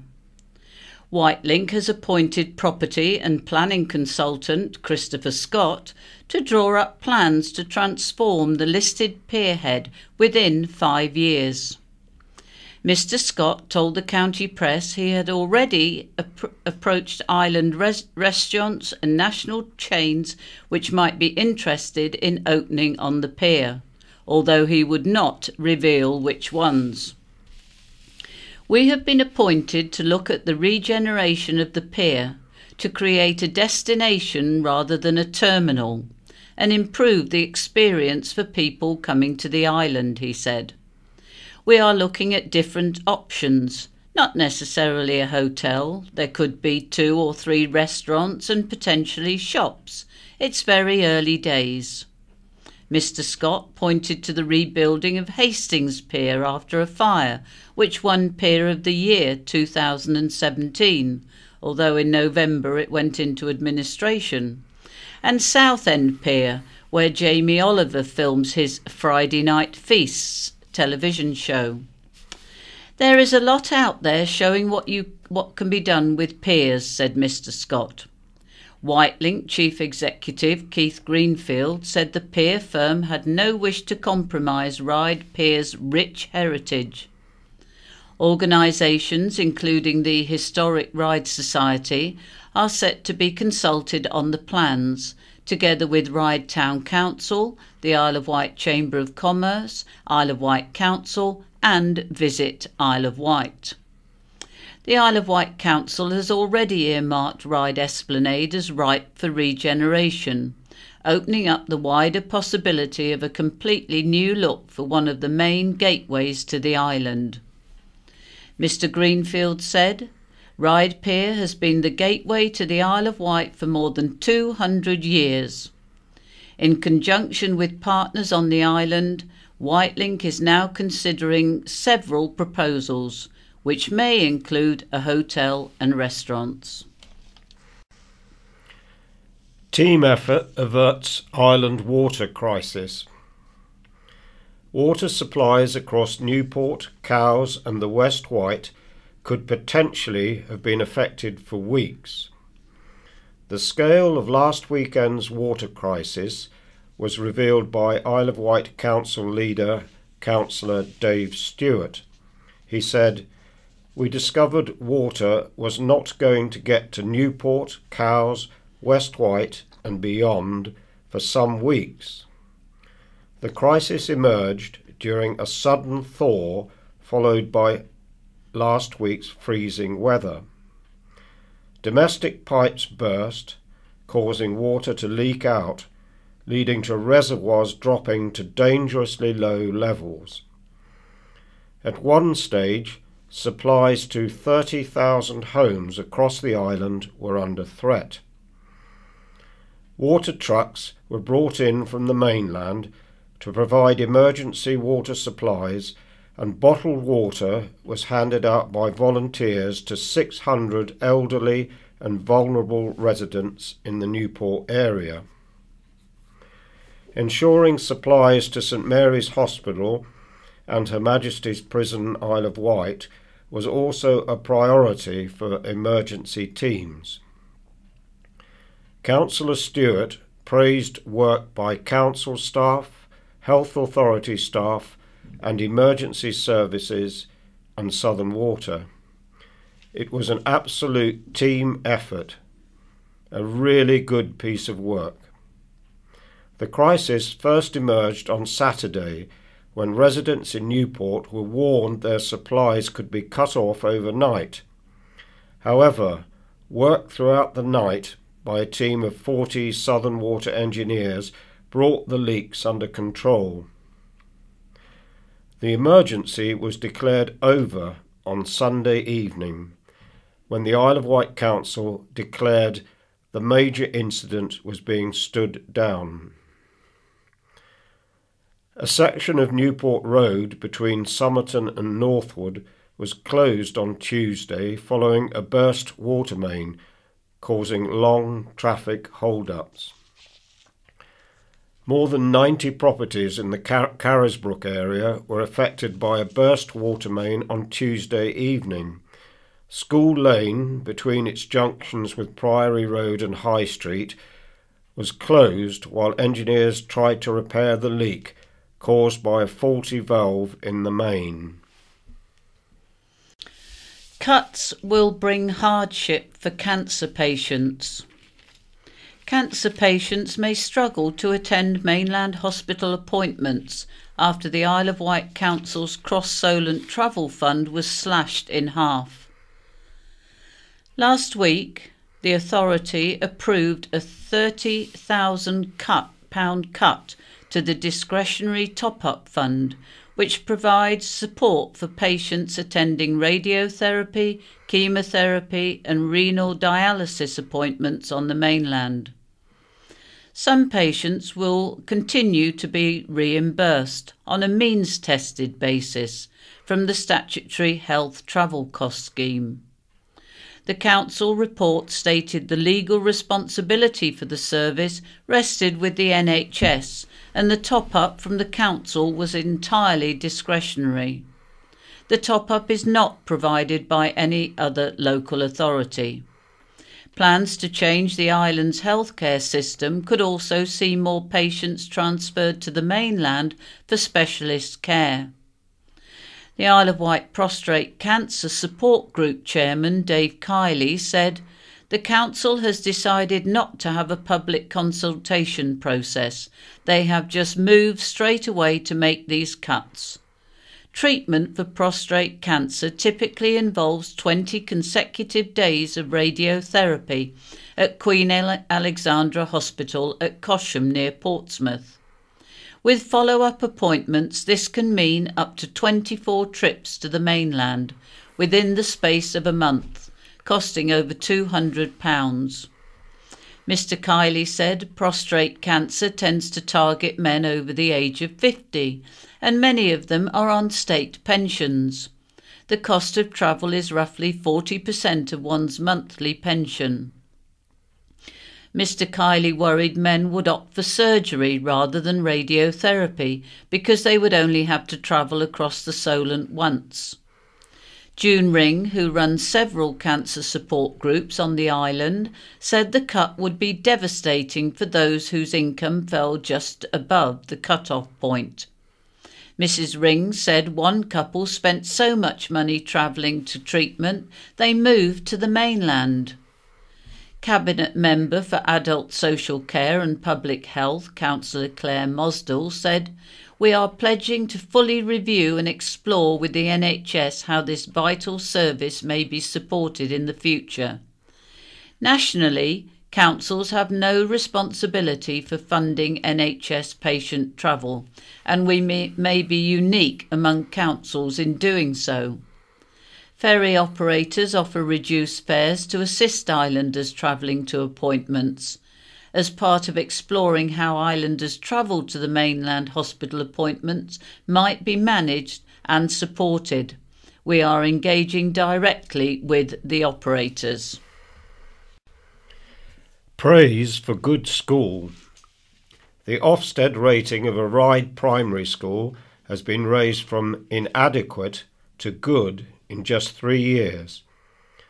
Following sweeping improvements driven by head teacher John Bailey and his leadership team, who have worked tirelessly to raise standards, Haylands Primary School has been rated good in all areas. Inspectors who visited the school last month found the quality of teaching was consistently strong. The curriculum was broad and interesting, with theme days and school trips, and children were well behaved and excited about learning. According to the Ofsted report, teachers know their pupils well and consider carefully how to get the best out of them, providing innovative, exciting opportunities for them to learn.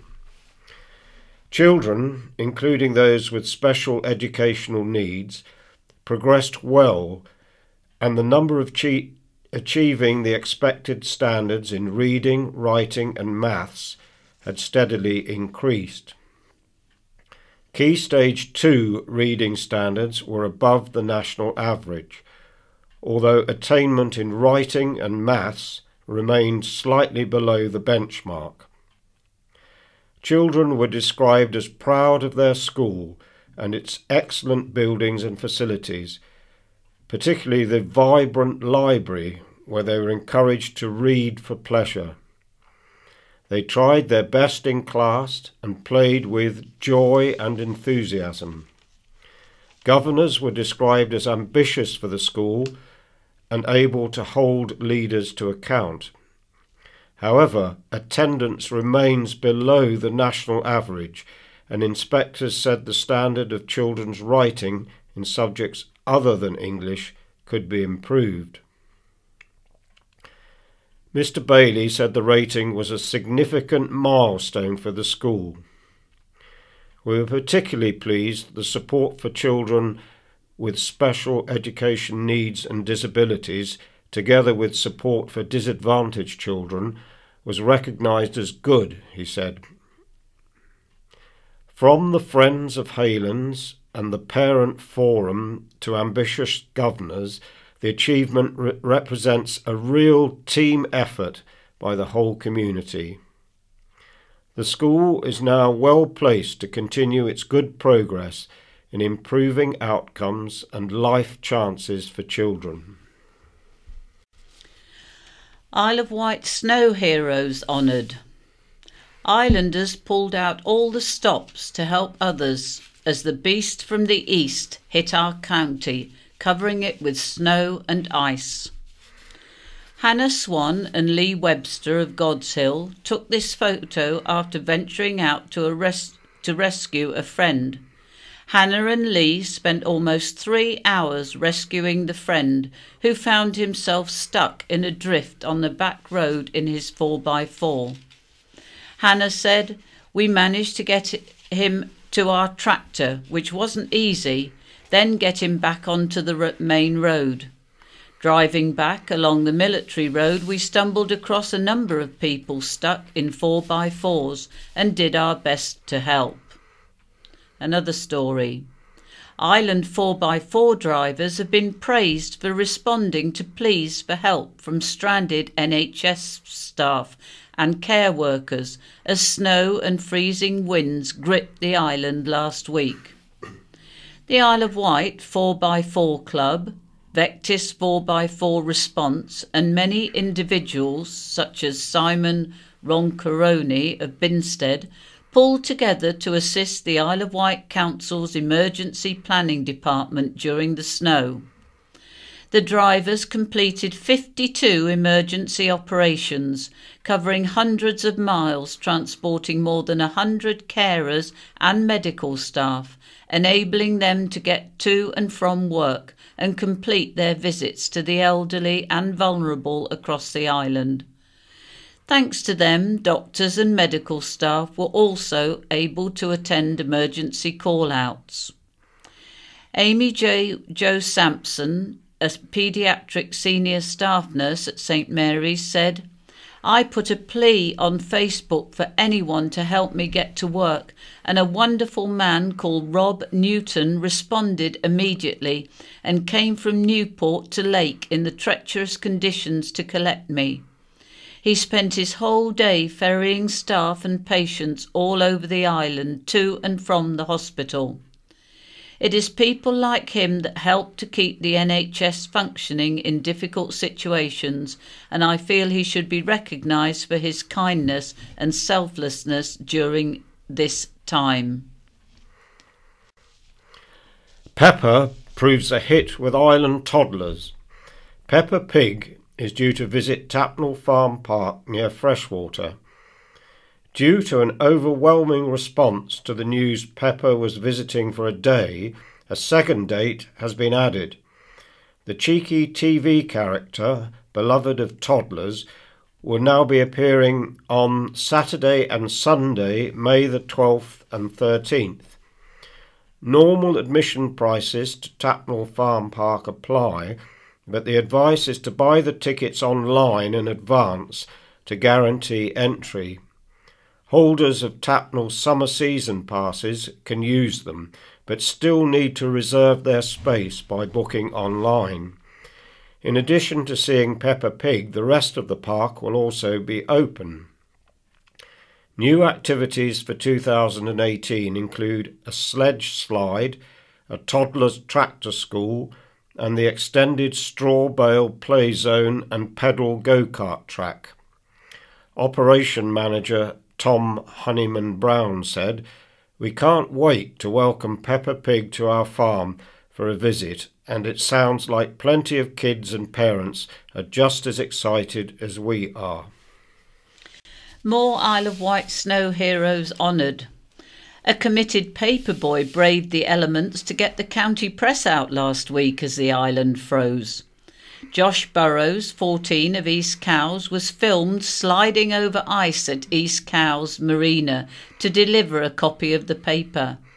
The county press shared the video online and it received thousands of views. Josh's paper round normally only takes him 20 minutes, but because of the treacherous conditions, he spent an hour and a half in the freezing cold delivering the paper. Alan Marriott, publisher and editor of the county press, invited Josh into the office to present him with an Amazon voucher and to thank him for his commitment. Josh, a Medina College student, has been delivering the county press for 10 months. "It was really icy and hard to walk," Josh said. "I used a technique I learnt from Bear Grylls for sliding across the ice."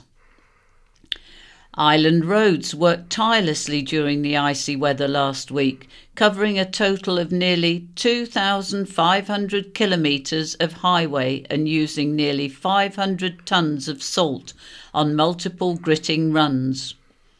The island experienced some of the coldest temperatures on record for early March, leading to the most intense period of winter maintenance activity ever undertaken by Island Roads. A spokesman said, Island Roads worked around the clock to treat the island's main roads as temperatures plummeted, running up to 11 gritters continually during the worst of the weather, supported by 2 tractors and 3 diggers. Crews cleared snow and ice from the grounds of St Mary's Hospital and the hospice and treated the area surrounding Lynn Bottom Recycling Centre and some of the island's leisure centres. Dave Wallace, Island Roads Operations and Maintenance Manager, said employees put in a huge amount of time and effort, often going above and beyond to keep the network moving. Eileen, 75, on 3,000 Mile Challenge. A 75-year-old petrol head is set to embark on a European rally with her daughter, taking on mountain passes and city streets as they race through 10 countries in 10 days. Eileen Breeze and Claire Laidler are taking part in the Rally for Heroes, an annual fundraiser for the SSAFA Armed Services Charity. Following a spectacular start at Horse Guards Parade London, we'll be able to wave at the Queen, said Eileen. They will drive through France, Switzerland, Italy, Slovenia, Croatia, Bosnia, Austria, Germany and Luxembourg. The 3,000-mile event was co-founded in 2010 by Claire's husband, Ben Laidler, who served in Bosnia, Iraq and Afghanistan. Eileen of Magdalen Crescent Cows said she couldn't wait to don her driving gloves and hit the road in her Mercedes SLK. My father and his sister were members of the Midland Automobile Club and regularly competed in rallies and hill climbs in their MG Midget. I loved cars and was brought up with them, driving, sitting on my dad's lap, she said. This will be a challenge, but what an opportunity. You have to embrace these things, don't you? Eileen has already had some practice. She was treated to a track day on her 70th birthday, where she hit 130 miles an hour in an Aston Martin and Mercedes Atom. I'm only 5'2", so it was hard to reach the pedals, but it was fantastic. When you're in a nice car, it's just lovely. You get that adrenaline going. It's exhilarating.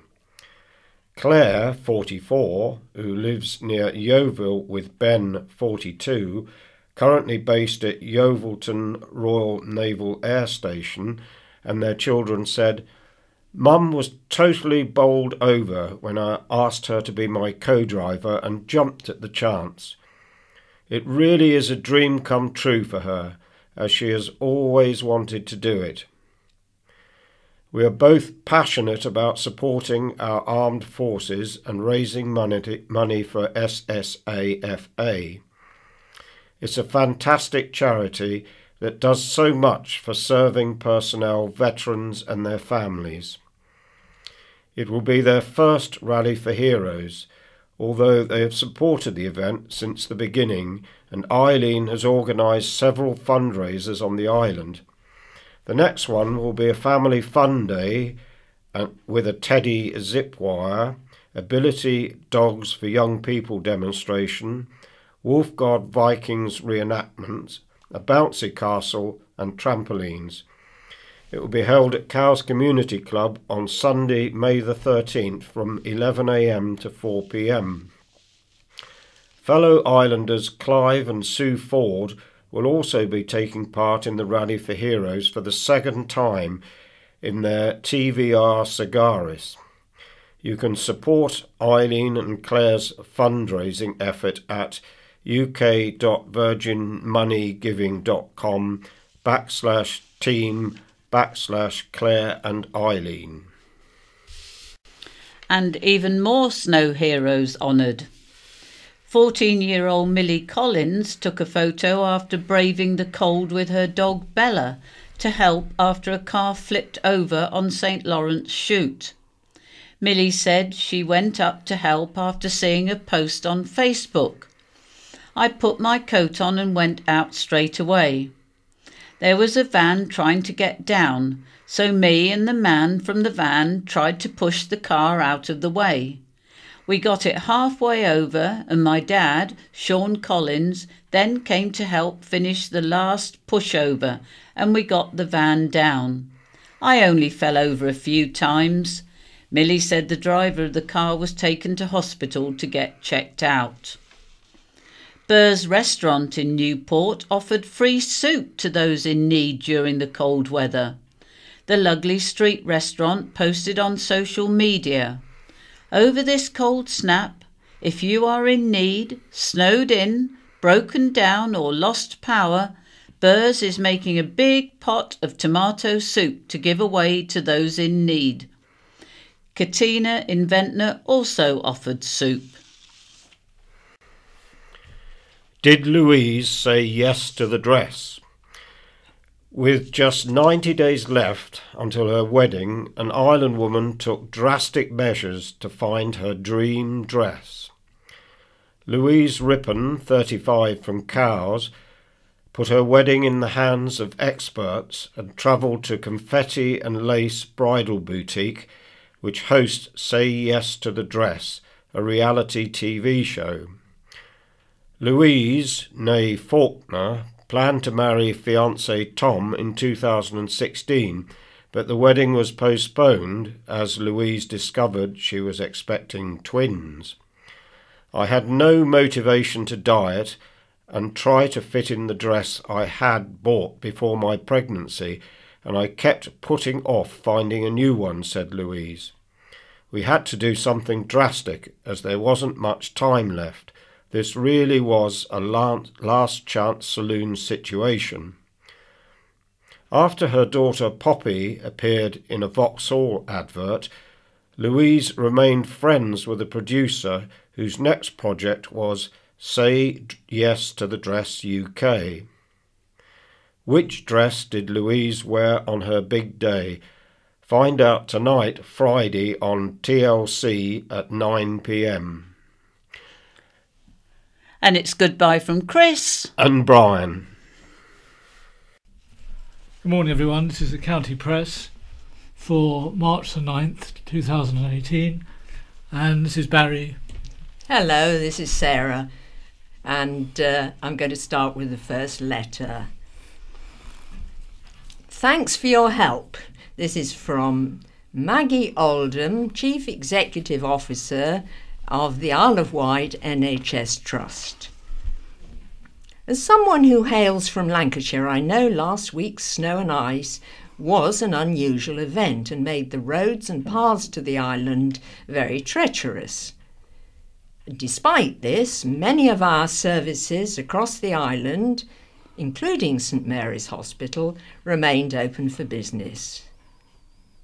This was down to the sheer dedication and perseverance of many of our staff, who made sure they made it to work. Others stayed on at work, made arrangements for their children to be cared for while they cared for islanders, and some came in on their days off. So huge thanks to them all. Unfortunately, we were not able to keep everything running, and understandably many islanders decided it was unsafe to venture out to get to appointments. We'll be rescheduling missed appointments as quickly as we can, but we're asking people to get in touch with us if they think they may have been missed. We'll be pleased to help people find out when their rescheduled appointments will be. I also want to say a big thank you to all of the volunteers, particularly owners of 4x4 vehicles, who responded to our call for help. Without their assistance, many staff would not have been able to get in or go home. Many of the same volunteers were subsequently involved in the movement of water to vulnerable people over the weekend, until the threat of water shortage abated. It's heartening to know that there is still so much support for the NHS, especially during 2018, its 70th anniversary. So big thanks to all the volunteers as well.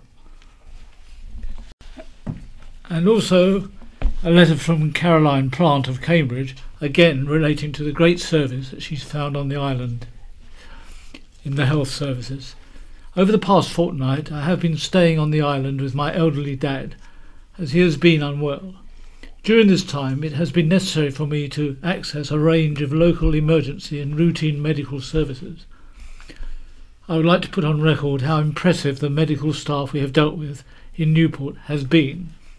Both the 111 and 999 call centre staff were really helpful on 2 occasions, and when the Isle of Wight ambulance paramedics attended, they were superb.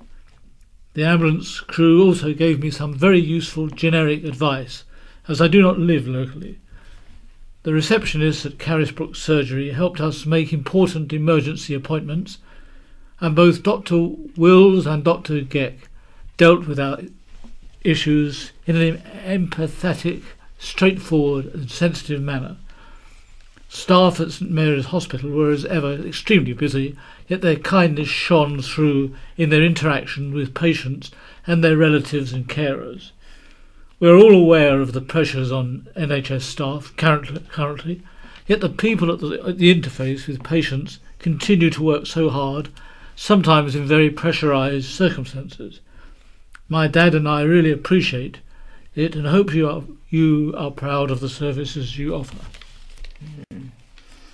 Here is a letter from P. Jones in Newport about parking in the square in the centre of Newport. Recently I was walking through the centre of Newport when I saw a traffic warden prowling in Pyle Street. I was quite tempted to ask him why he wasn't ticketing the cars which have become a regular feature of our pedestrianised St Thomas's Square. In recent months, this square, once touted as a beacon for a cafe society, has instead turned into a free car park, I think. I certainly see no parking meter tickets in the windows of the cars parked there all day. Why has this suddenly become acceptable? Have I missed something? And here we have a letter from Brenda Wilkins of Shanklin, heading Raise Own Money. Having read last week's front page story twice, I came to the conclusion that the only one using any common sense, in very short supply now, was Councillor Chris Dupre. Why should the rest of Sandown ratepayers pay for Hallibaloo, something only relatively few people support? Get off your backsides and raise the money you need. Put up your club fees, hold fundraising events, make and sell jams, marmalades, anything, but raise the money yourself. Too many people nowadays expect others to pick up the tab. I'm not a Sandown ratepayer. I pay my rates and precept for Shanklin, but good luck to Councillor Dupre. Here's a letter from Aisha Cutts in God's Hill about the programme WISE, which helped her son. My son Caden, who's aged 11, has ADHD and dyslexia and has struggled through school due to behavioural issues and how he learns. He currently attends Arreton Primary School but was temporarily excluded throughout years 4 and 5 due to his impulsiveness and inability to stay learning in a normal classroom setting.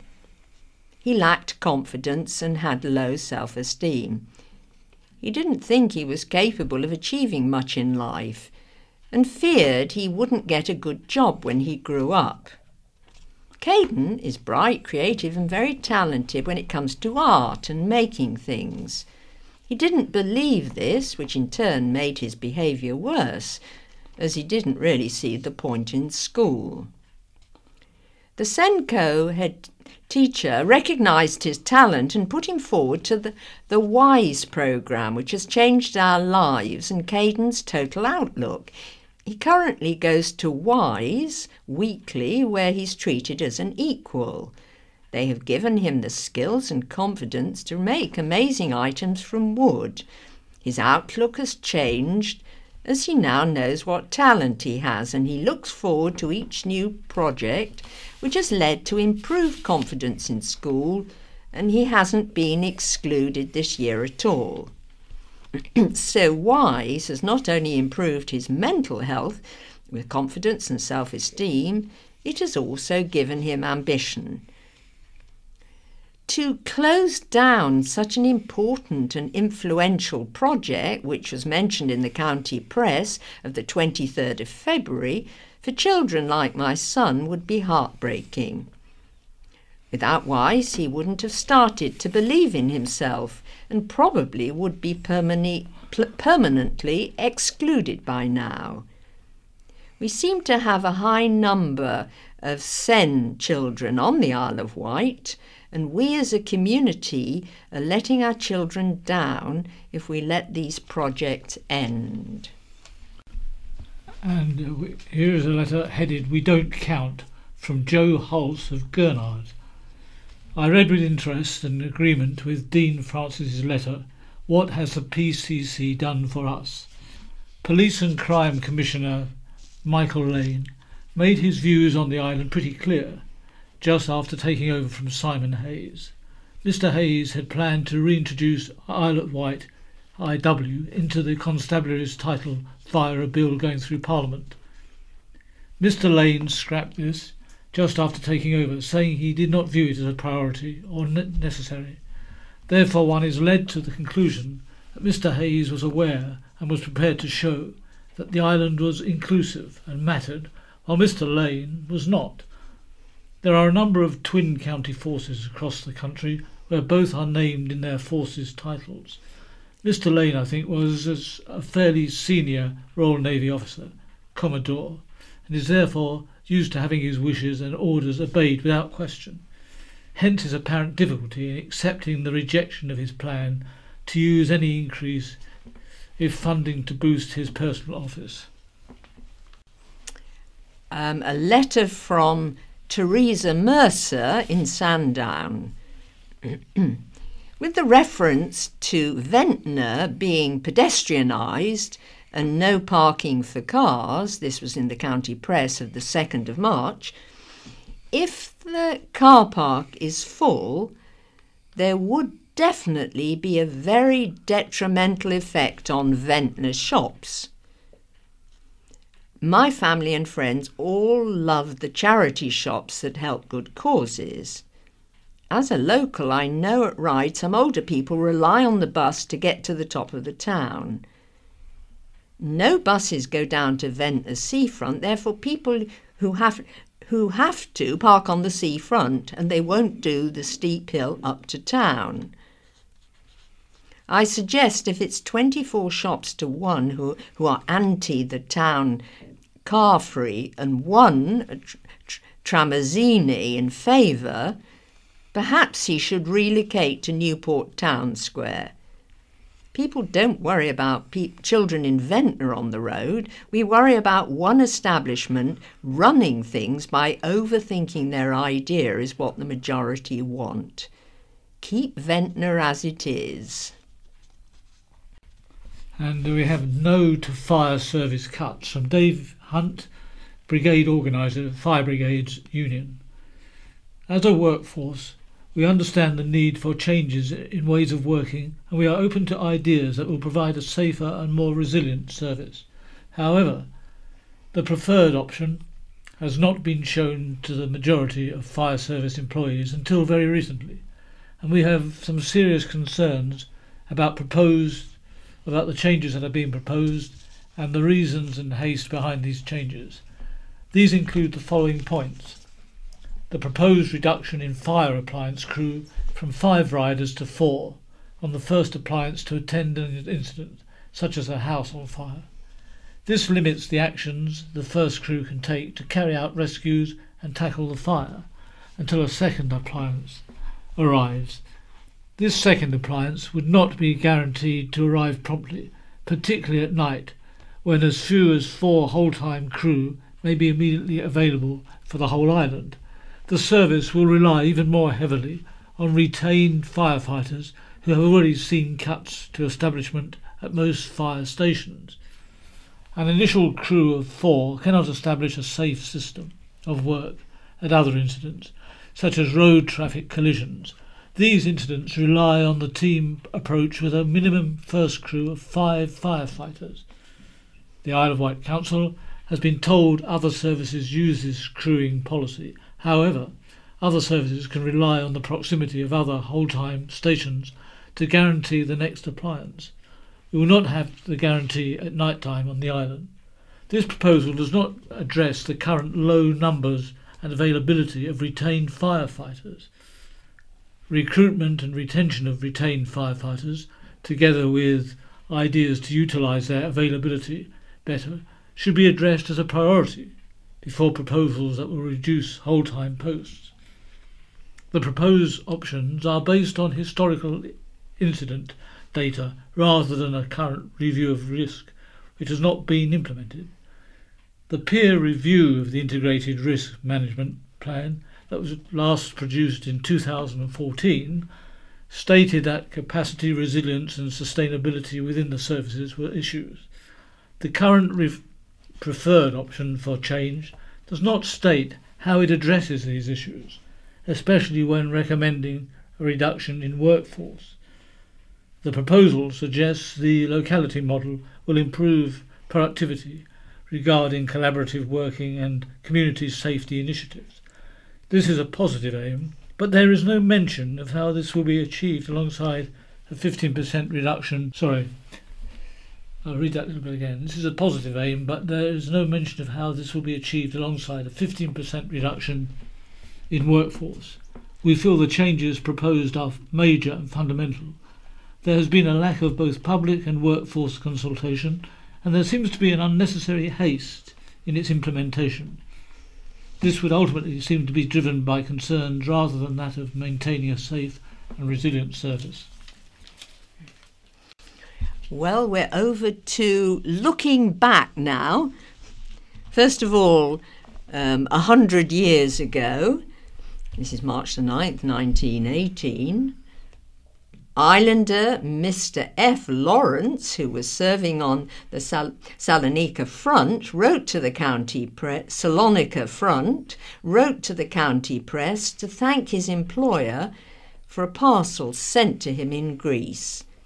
Mr. Lawrence, who had worked as a chauffeur to Alderman F. Templeman Mew, received tobacco and cigarettes from Mr. Mew and wanted to thank Mrs. Mew for kindness to his family. And also 100 years ago, the county press had to face the greatest crisis in the history of the newspaper and increase the price of the paper to 2 shillings per copy. The Royal Commission on Paper issued a revised list of regulations, meaning papers could only use 1/6 of pre-war supplies. And 75 years ago, March the 6th, 1943, the adoption of the Cowes-built destroyer ship Southdown by a freshwater school led to an interesting relationship between the ship's crew and the school's students. The pupils sent a regular supply of comforts, while the ship's correspondent, who signed himself Uncle George, responded to the children's letters with entertaining and amusing stories. An inquest into the death of a military man involved in a traffic accident at Norton Corner, Yarmouth, resulted in the coroner deciding no blame could be attached to either driver involved. Although both parties had taken the corner slowly, the hood of the lorry struck the military truck, causing passengers to be thrown across the inside of the vehicle. Now, 50 years ago, March the 2nd, 1968, two bakers' ovens that were unearthed in the garden of Vine Cottage, Shanklin Old Village, turned out to have quite a history. The ovens were found in a garden only 2 doors down from the old sweet shop, a former bakery. Shop owner Dolly Feltham had family connections to the cottage and was baffled how 2 bakeries could have existed in close proximity. But the county press was told the bakery was still running until the Second World War, proving competition was stronger in those days. Also 50 years ago, a dispute over future policy regarding the Winter Gardens resulted in Ventnor councillors walking out of a meeting. The discussions were supposed to occur after the public had been excluded, but the dispute over the public interest in the topic continued until 4 councillors, those committed to the public staying, left the meeting.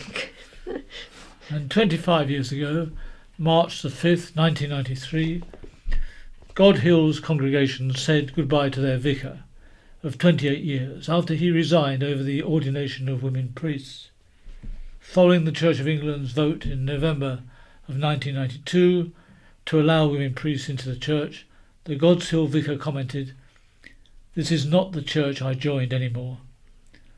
Speculation over which company would appear in the shopping development on the former Jewson site opposite Church Lytton, Newport, grew following confirmation a very ambitious scheme was being negotiated. Rumours Marks and Spencer's was involved had not been confirmed, as a spokesperson from its head office refused to comment. Over to 10 years ago, police broke up a gathering of more than 150 teenagers at Apley Park after the underage group had used the internet to set up a drinking party at the site. The teens used Facebook and MSN to arrange the party, where officers said a worrying amount of alcohol was seized. Also, 10 years ago, plans for the Waterside pub in Cowes to become a lap dancing bar for Cowes Week were mooted. Manager Keith Lunn approached a licensing police officer with the initial plans, but Councillor Lynn Hammond said, "Cowes Week is about sailing, not lap dancing." So over to White Memories with Barry. Here are White Memories, Where Are Today's Great Characters? By Brian Greening. As I get older and less tolerant of life in general, certain phrases that have come into common use annoy me.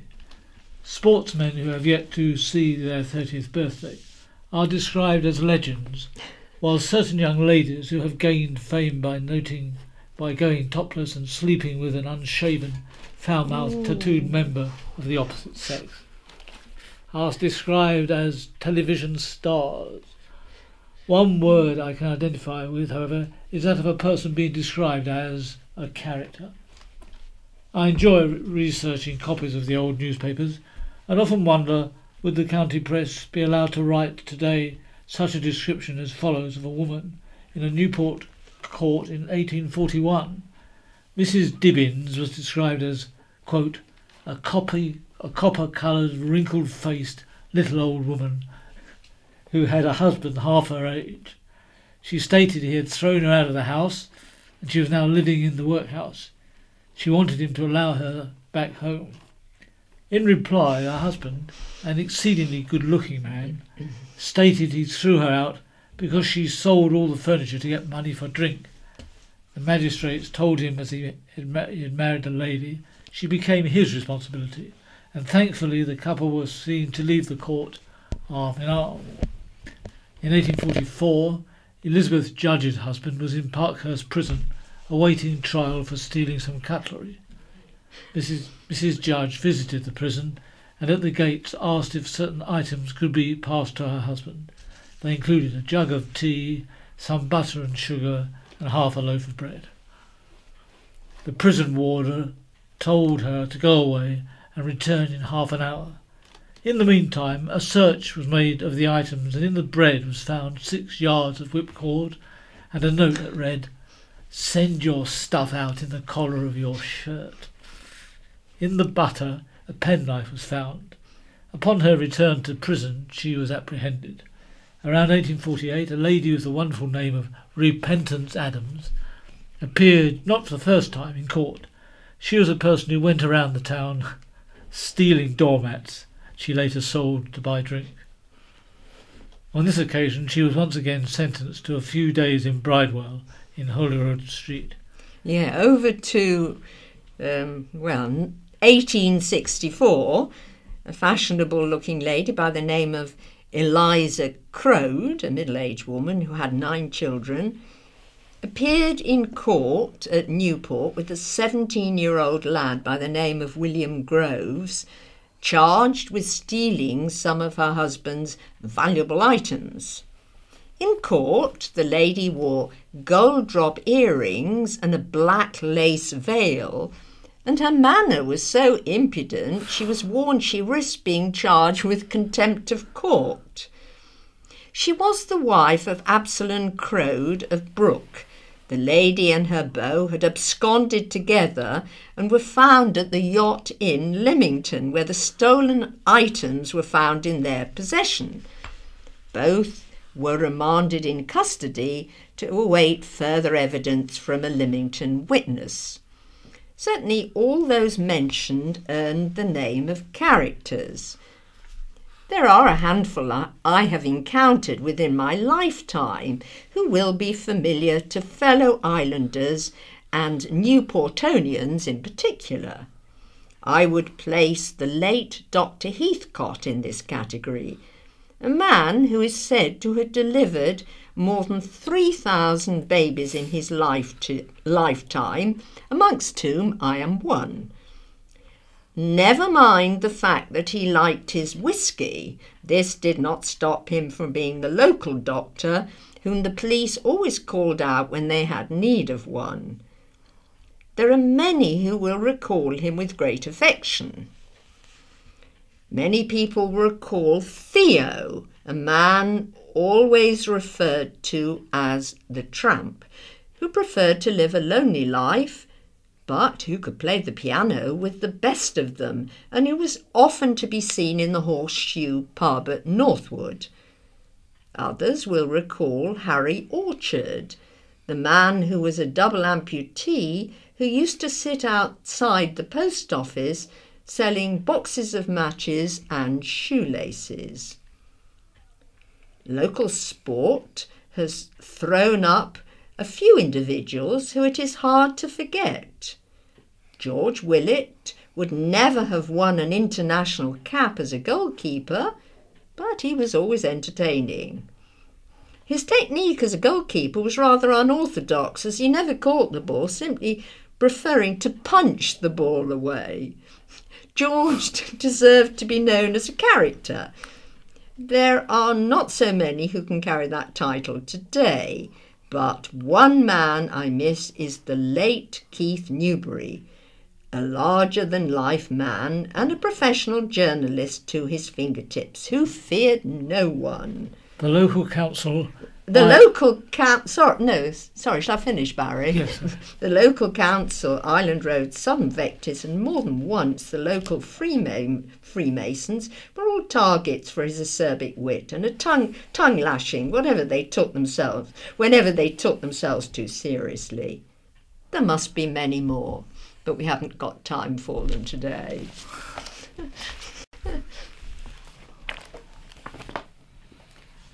And now we have, my view, social media is not always antisocial.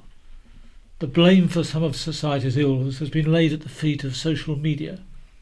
Cyberbullying, Brexit, the success of Donald Trump's presidential campaign, the dissemination of nudie photographs. It's easy to be sucked into a dark side.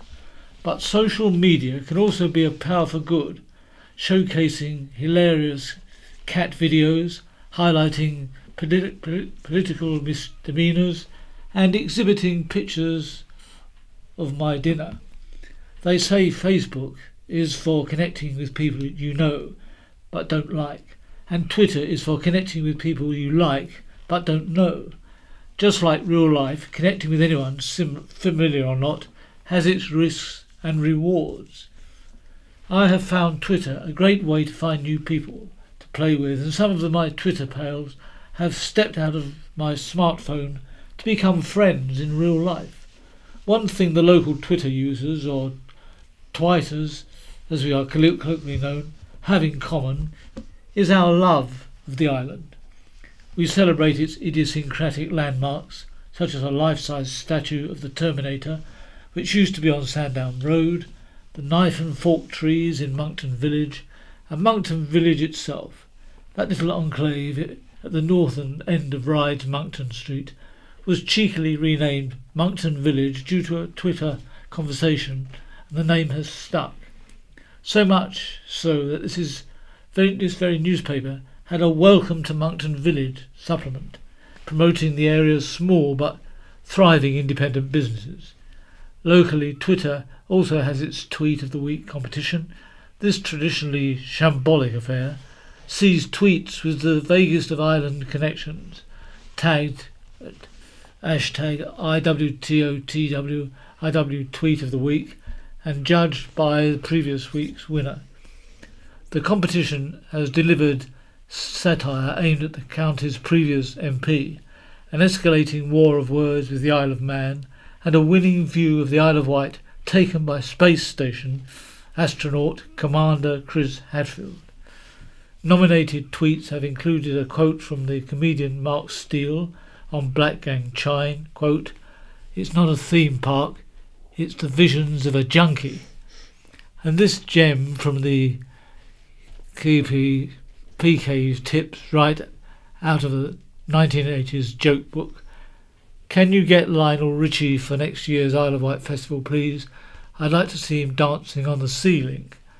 A photo of anything shaped like the island, however imprecisely, is a likely contender for Tweet of the Week. It's easy to exist in our own little bubble online, and living on the Isle of Wight can further contract our world.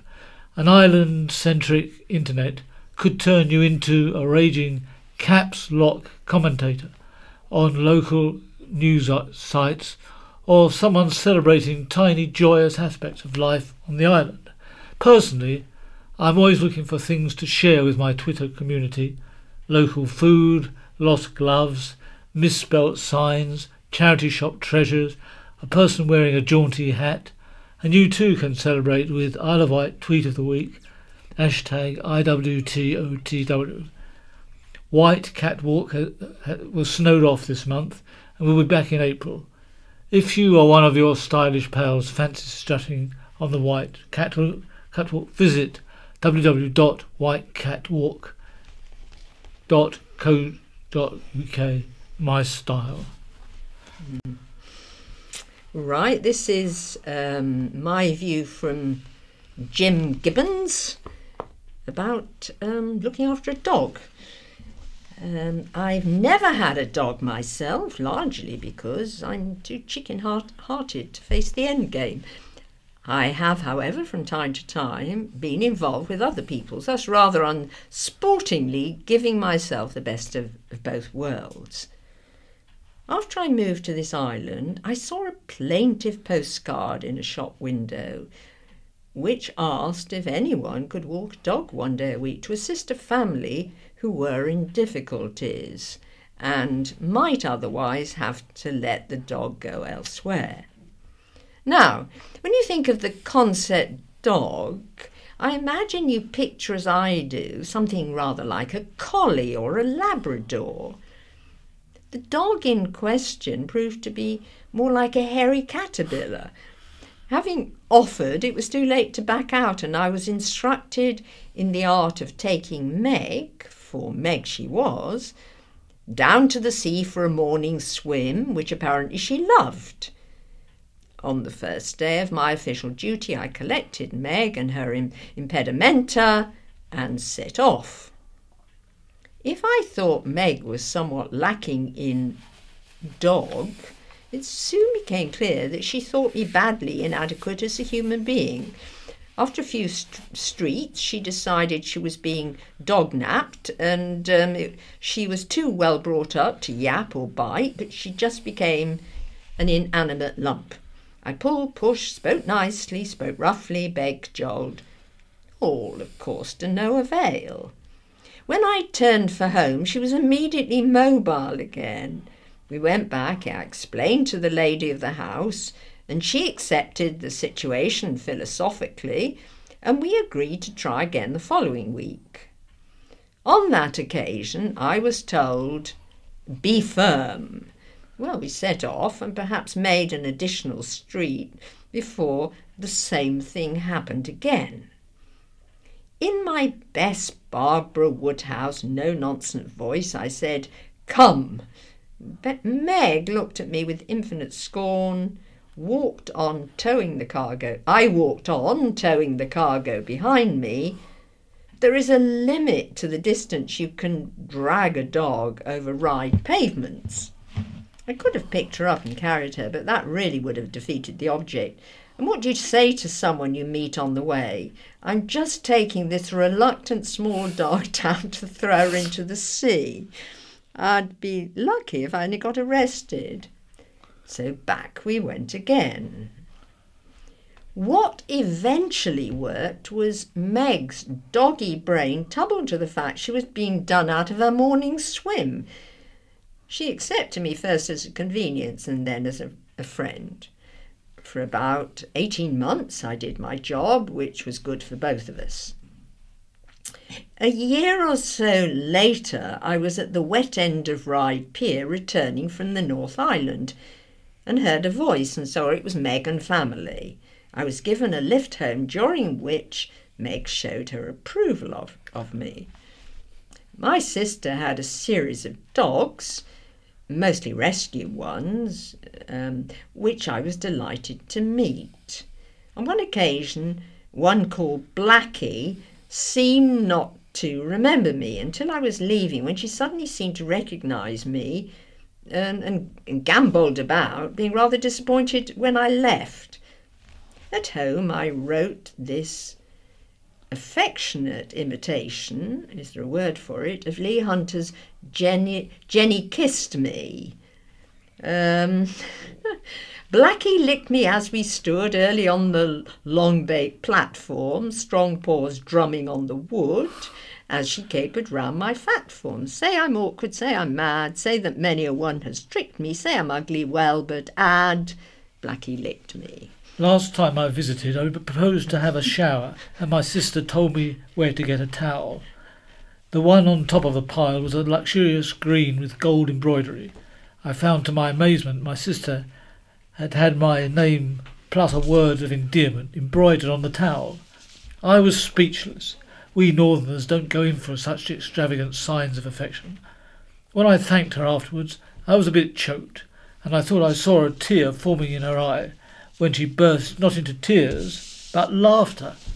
"You pillock," she said. "James Wellbeloved is a dog food manufacturer. You use the dog's towel." Ah, well, it was nice while it lasted. I hope I didn't contaminate it too badly. Right, over to what's on.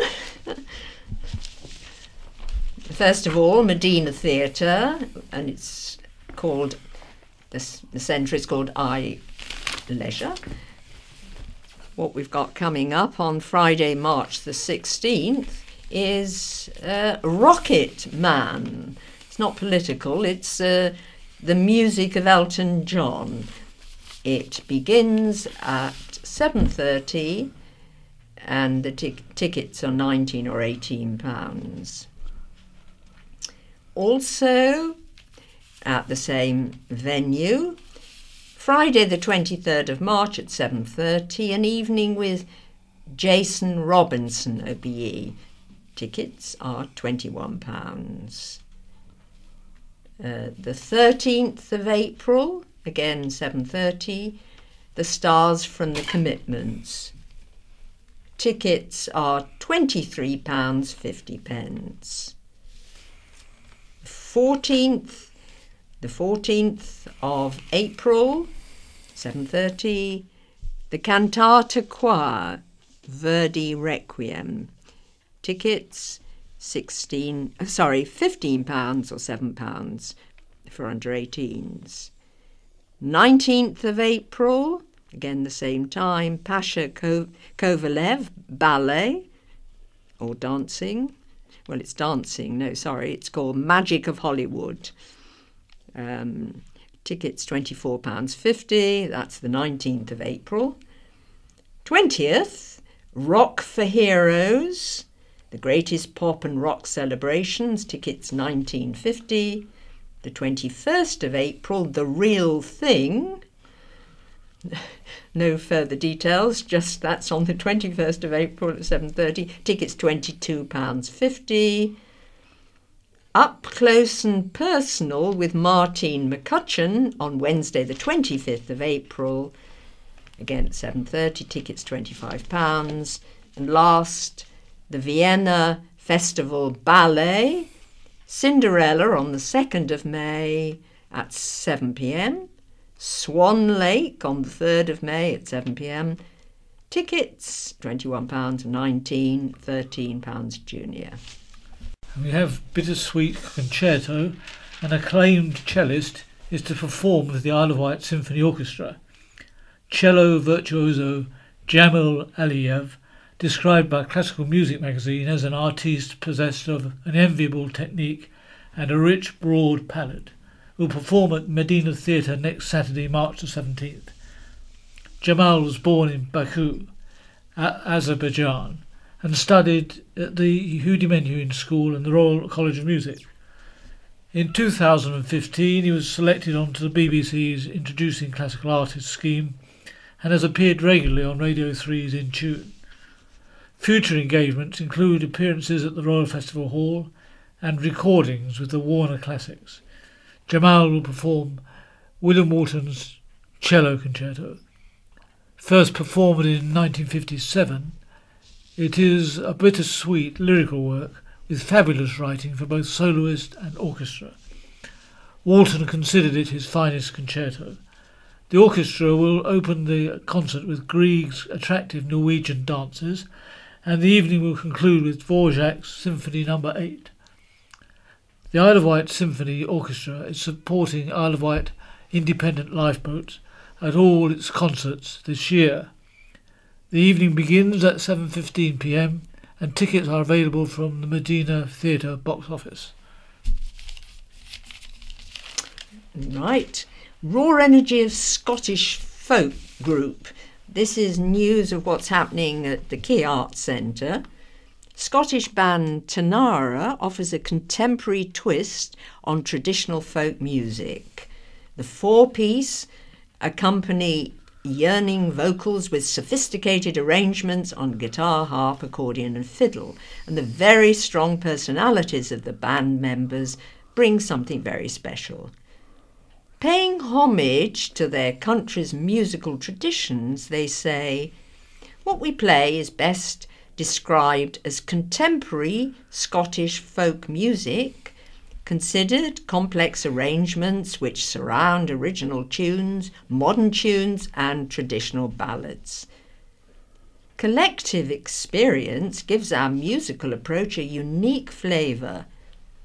Despite the material's modernity, it's hardwired in spirit to the tradition of which our music is a continuation. At no point is the music pretty and delicate.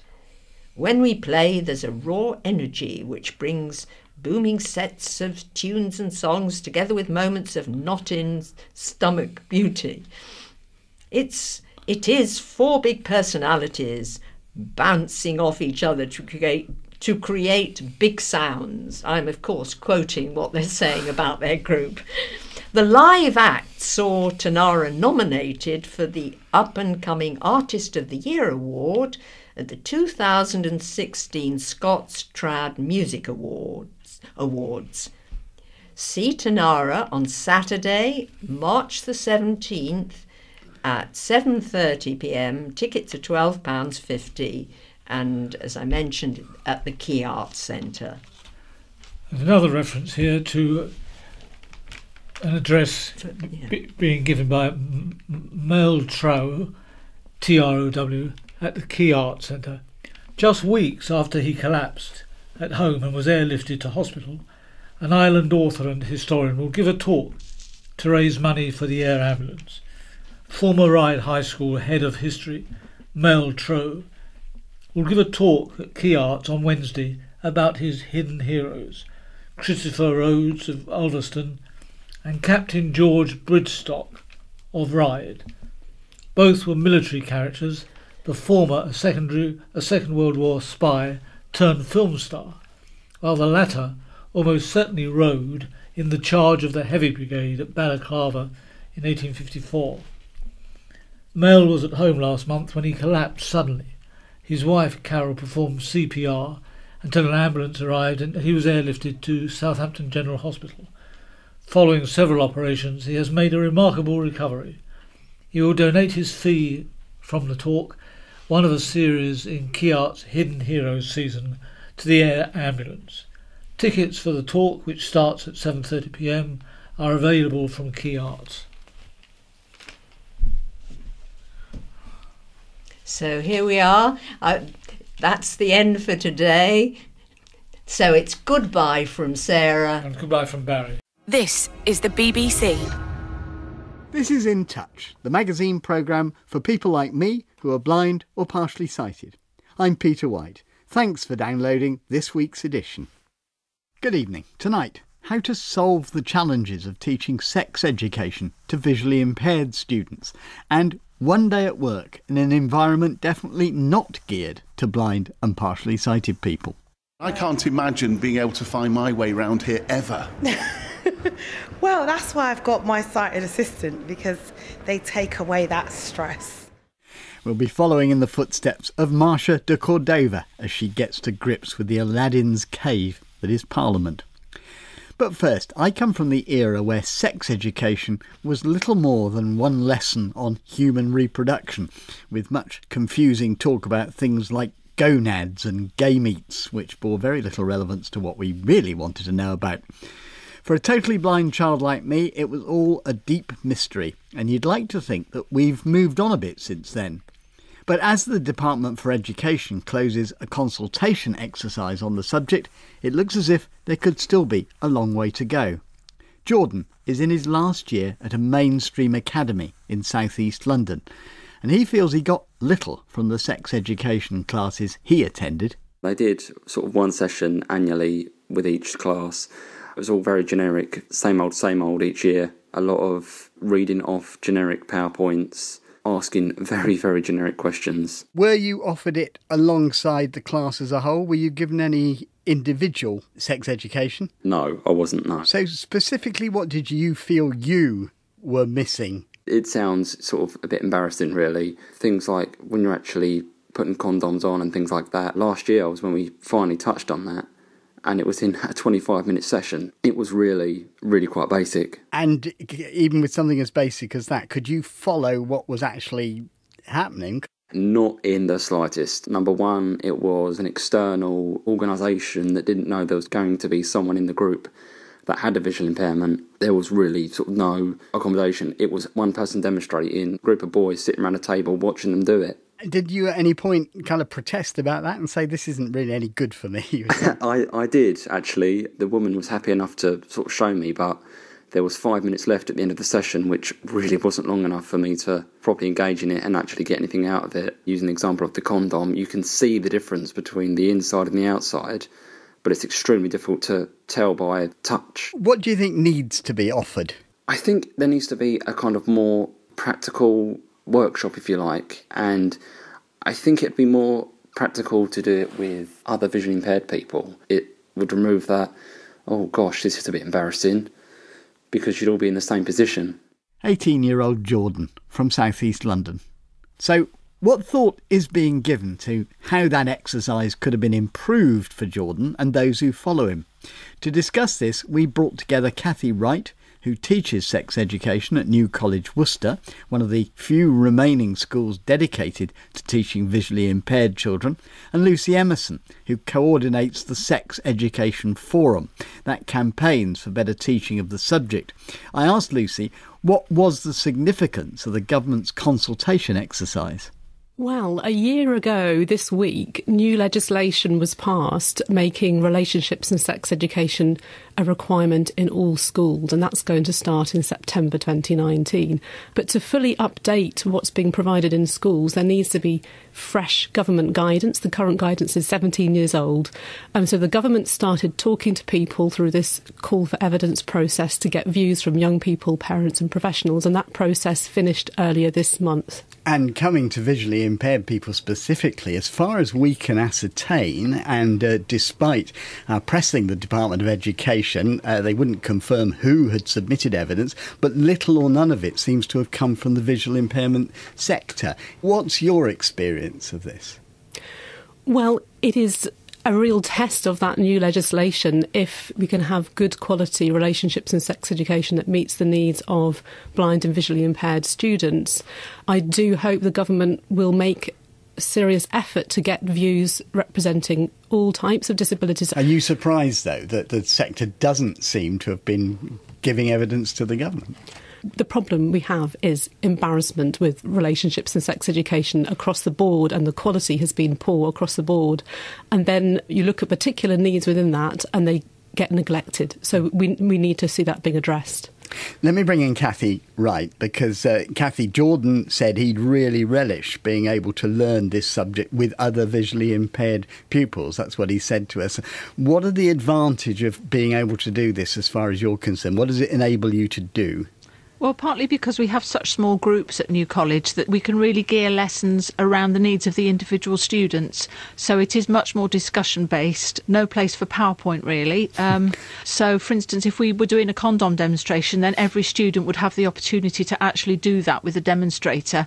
And there's other staff in the room to help. And yet I think you were quite surprised, weren't you, when you started to teach this, how little there was in the way of specific tools aimed, at visually impaired pupils. Very much so. So a lot of the sex education resources, which might be really, really good, in fact a lot of them are, they are very visual. So they might be for students with a cognitive impairment, and they tend to be cartoons or photo stories, but they're not appropriate for students with visual impairment. How do you get around that? Well, the resources that we've got at school, we've pretty much made ourselves. And a lot of it we do just by talking and being very, very explicit about what things look like, what things feel like, and so on. Yeah, I mean, I'm interested, how much detail do you go into anatomically? After all, that's what kids want to know, isn't it? Yes, it is. And visually impaired kids don't have pictures to help them unless they have a little sight. No, and it's incredibly difficult for them. They don't necessarily know what their own body looks like. They don't know what anybody else's body looks like or feels like. So in science, they do the biological side, and they do that in quite a lot of detail with models and being very explicit.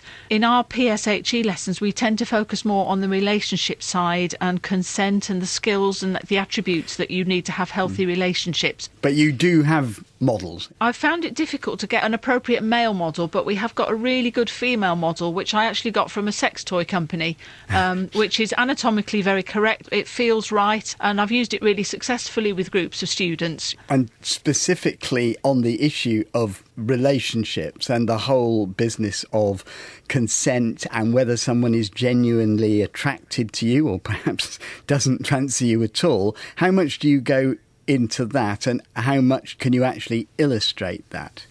Again, it is quite difficult for students who can't see. We do quite a lot of work on consent and things like the amount of personal space that you can have between yourself and another person, and the ways that you can read the signs in their voice and their body language, to whatever extent you can use body language, as to how far the attraction is going with another person. The whole consent thing is really, really important, and it's something that we focused on quite a lot more in the last year or so, making sure that students know that rather than just being the absence of a no, it's a positive yes. Can I just ask you, before I go back to Lucy, are you surprised that the visual impairment sector doesn't appear to have engaged very much with this discussion? I am disappointed. I'm not surprised. We obviously have an outreach function at school and we get queries from all different curriculum areas, but we get very few queries about sex and relationship education. Students that come to us later in school, so maybe year 8, year 9, year 10, they often haven't really had much sex education, but they don't really know what to ask.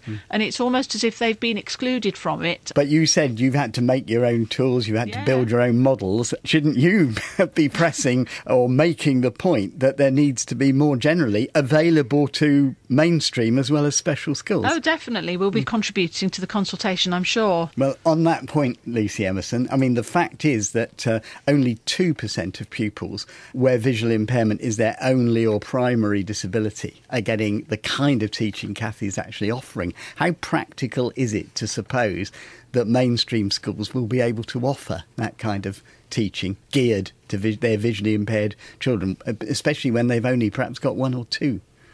Well, given the pick and mix quality of relationships and sex education in mainstream schools at the moment, it ranges such a lot, I'm sure the provision is very weak and is not meeting the needs of blind and visually impaired students. And what the Sex Education Forum would like to see is a national strategy from government investing in training for staff to support really good quality provision, so we can share some of that excellent practice that Cathy has described, see the resources she's made and adapted, so that other schools have got a shortcut to getting really good quality resources. And this consultation period, it has actually now officially closed, doesn't it? Does that mean that it's too late to feed in information of particular relevance to blind and partially sighted students? I hope not, because the government will have a further process of consulting on their new guidance. I would encourage anybody listening to this programme who feels they've got something to say to contact the government. The information's still there on their website, and say this is what is needed. And at the Sex Education Forum, we can work with you to try and get these messages across, because we've campaigned for this for such a long time, and we will go on to try and get the quality right for all children and young people. Lucy Emerson of the Sex Education Forum and Cathy Wright, who teaches at New College, Worcester. Your views and experiences, please. And for next week, it's your questions we're after. This is our occasional series, Blindness for Beginners, with a bit of a twist this time. This is the spot particularly aimed at people who are only just losing their sight, giving a chance to put the questions that some of us old hands are too quick to take for granted. To answer them, we've invited Mike and Chris McMillan, a husband and wife team, who are both visually impaired and cover between them most of the issues you might find yourself puzzling over. How to get back into the kitchen. What's all this about accessible computers? Dealing with money. How to get a talking book machine. The questions are endless and will be led by the things you tell us you want to know about, but have been too embarrassed to ask. Have a think. I'll give you details about how to put a question at the end of the programme. Now, at last June's general election, one of the surprises of the night was the election of Marsha de Cordova. She achieved a sharp swing to win the London seat of Battersea, and she joined the still small but growing band of MPs with a disability. Marsha is visually impaired. Like other visually impaired MPs who've gone before her, she's having to come to terms with the workload, finding her way around the rabbit warren that is Parliament, and, of course, speaking to the House of Commons. And she's added to her workload by gaining a quick promotion to become Shadow Minister for Disabled People. Well, our reporter Tom Walker recently spent the day with Marsha, starting outside a primary school in her constituency. Nice to meet you. Very good to meet you. I'm Leah. Leah, yes. Very good to meet you, Leah. Me too. It's 8:30 on a very cold and frosty Monday morning. I'm standing outside a primary school in the Battersea area of southwest London. I'm with Marsha de Cordova MP and her team, who are handing out leaflets and speaking to parents. Okay, well, have you got in touch with my office to get an appointment to come to one of my surgeries? Okay. Okay, you call my office. Okay. And we can arrange a surgery. Well, thankfully, we've come in from the cold. Right, so this is my office here, and as you can see, my papers have been delivered to my office. Are they in large print? Yes, they will certainly be in large print. Nothing like as salubrious as the House of Commons itself. Gosh, no.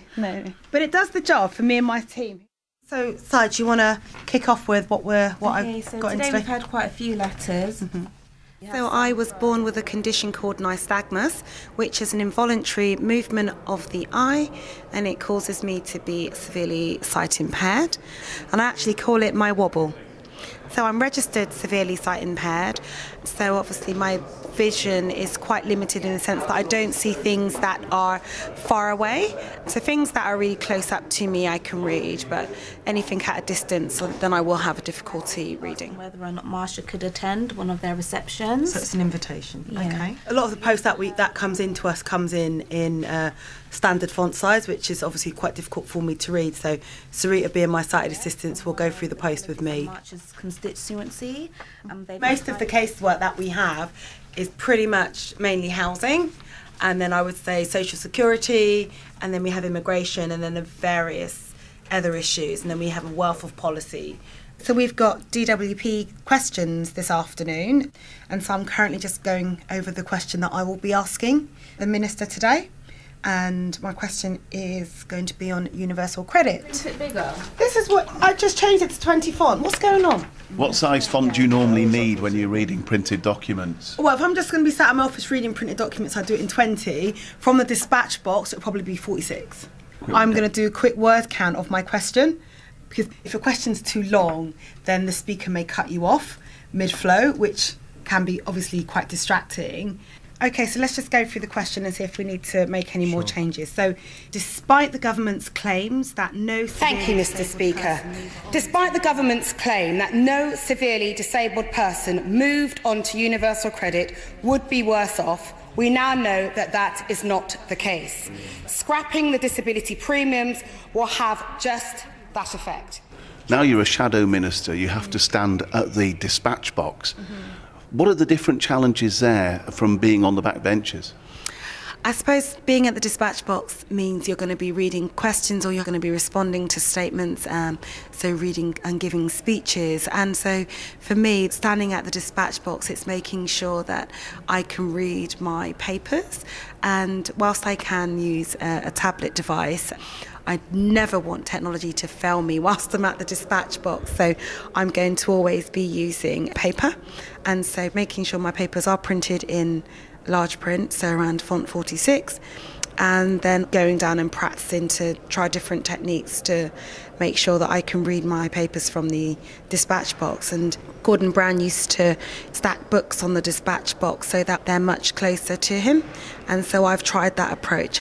OK, the pace of the day has picked up. It's become fairly frenetic now. Where are we off to next? So now we're going to go off to what's called an all-party parliamentary group, so it's the APPG on Jamaica, and that's over in Portcullis House. So we're now in the Palace, but we're going to be heading over to PCH. Ready? It can be a bit treacherous, this place, so I'm being careful. Yeah, it certainly can. One thing I was going to say to you is that this place and this estate is so complicated. It really is, and you're only in we're only in Portcullis House, which is great. It's a really good accessible space. But I can't imagine being able to find my way around here ever. Well, that's why I've got my sighted assistant, because they take away that stress. Apart from learning your way around this building, what were the challenges for you once you became an MP? I have the additional challenge of ensuring that all my support's in place, to ensure that reasonable adjustments have been made for me, to ensure that I'm not put at a disadvantage, and I can actually execute my role as a Member of Parliament effectively and also efficiently. When you were a backbencher and in the chamber, obviously you would have had to catch the Speaker's eye. I don't know about you, but I've not caught anybody's eye for years. How did you go about doing that? Well, I obviously couldn't catch the Speaker's eye, so to speak. If we're not listed on the order paper, but you still want to ask a question or you still want to speak, you do have to do what's called bobbing. And generally you're standing up and down, and hopefully the Speaker will see you. And I've had to be pretty reliant on hoping that the Speaker sees me. So there's an urgent question in the chamber shortly, so I'd like to get back over to the Palace so I can get into the chamber for that question. Well, Marsha, thanks very much for your time. It's been a very busy day. What advice would you give to a visually impaired person who's thinking about a career in politics, maybe even as an MP? Well, I would say to anybody that wants to get involved in politics, whether that's at a local or at a national level, that they shouldn't let any barriers that they face stop them from doing it. Whatever political party they are part of, within those party structures they should have support for disabled people, and if they don't, then you as the individual will need to challenge them. It's important that more disabled people, particularly people that are blind or partially sighted, come forward and want to actually get involved in politics, because the more of us that there are, then we can break down all the barriers quicker. My final word would be, get involved. Don't let anything stop you from getting involved. Marsha de Cordova, MP, with a call to the troops.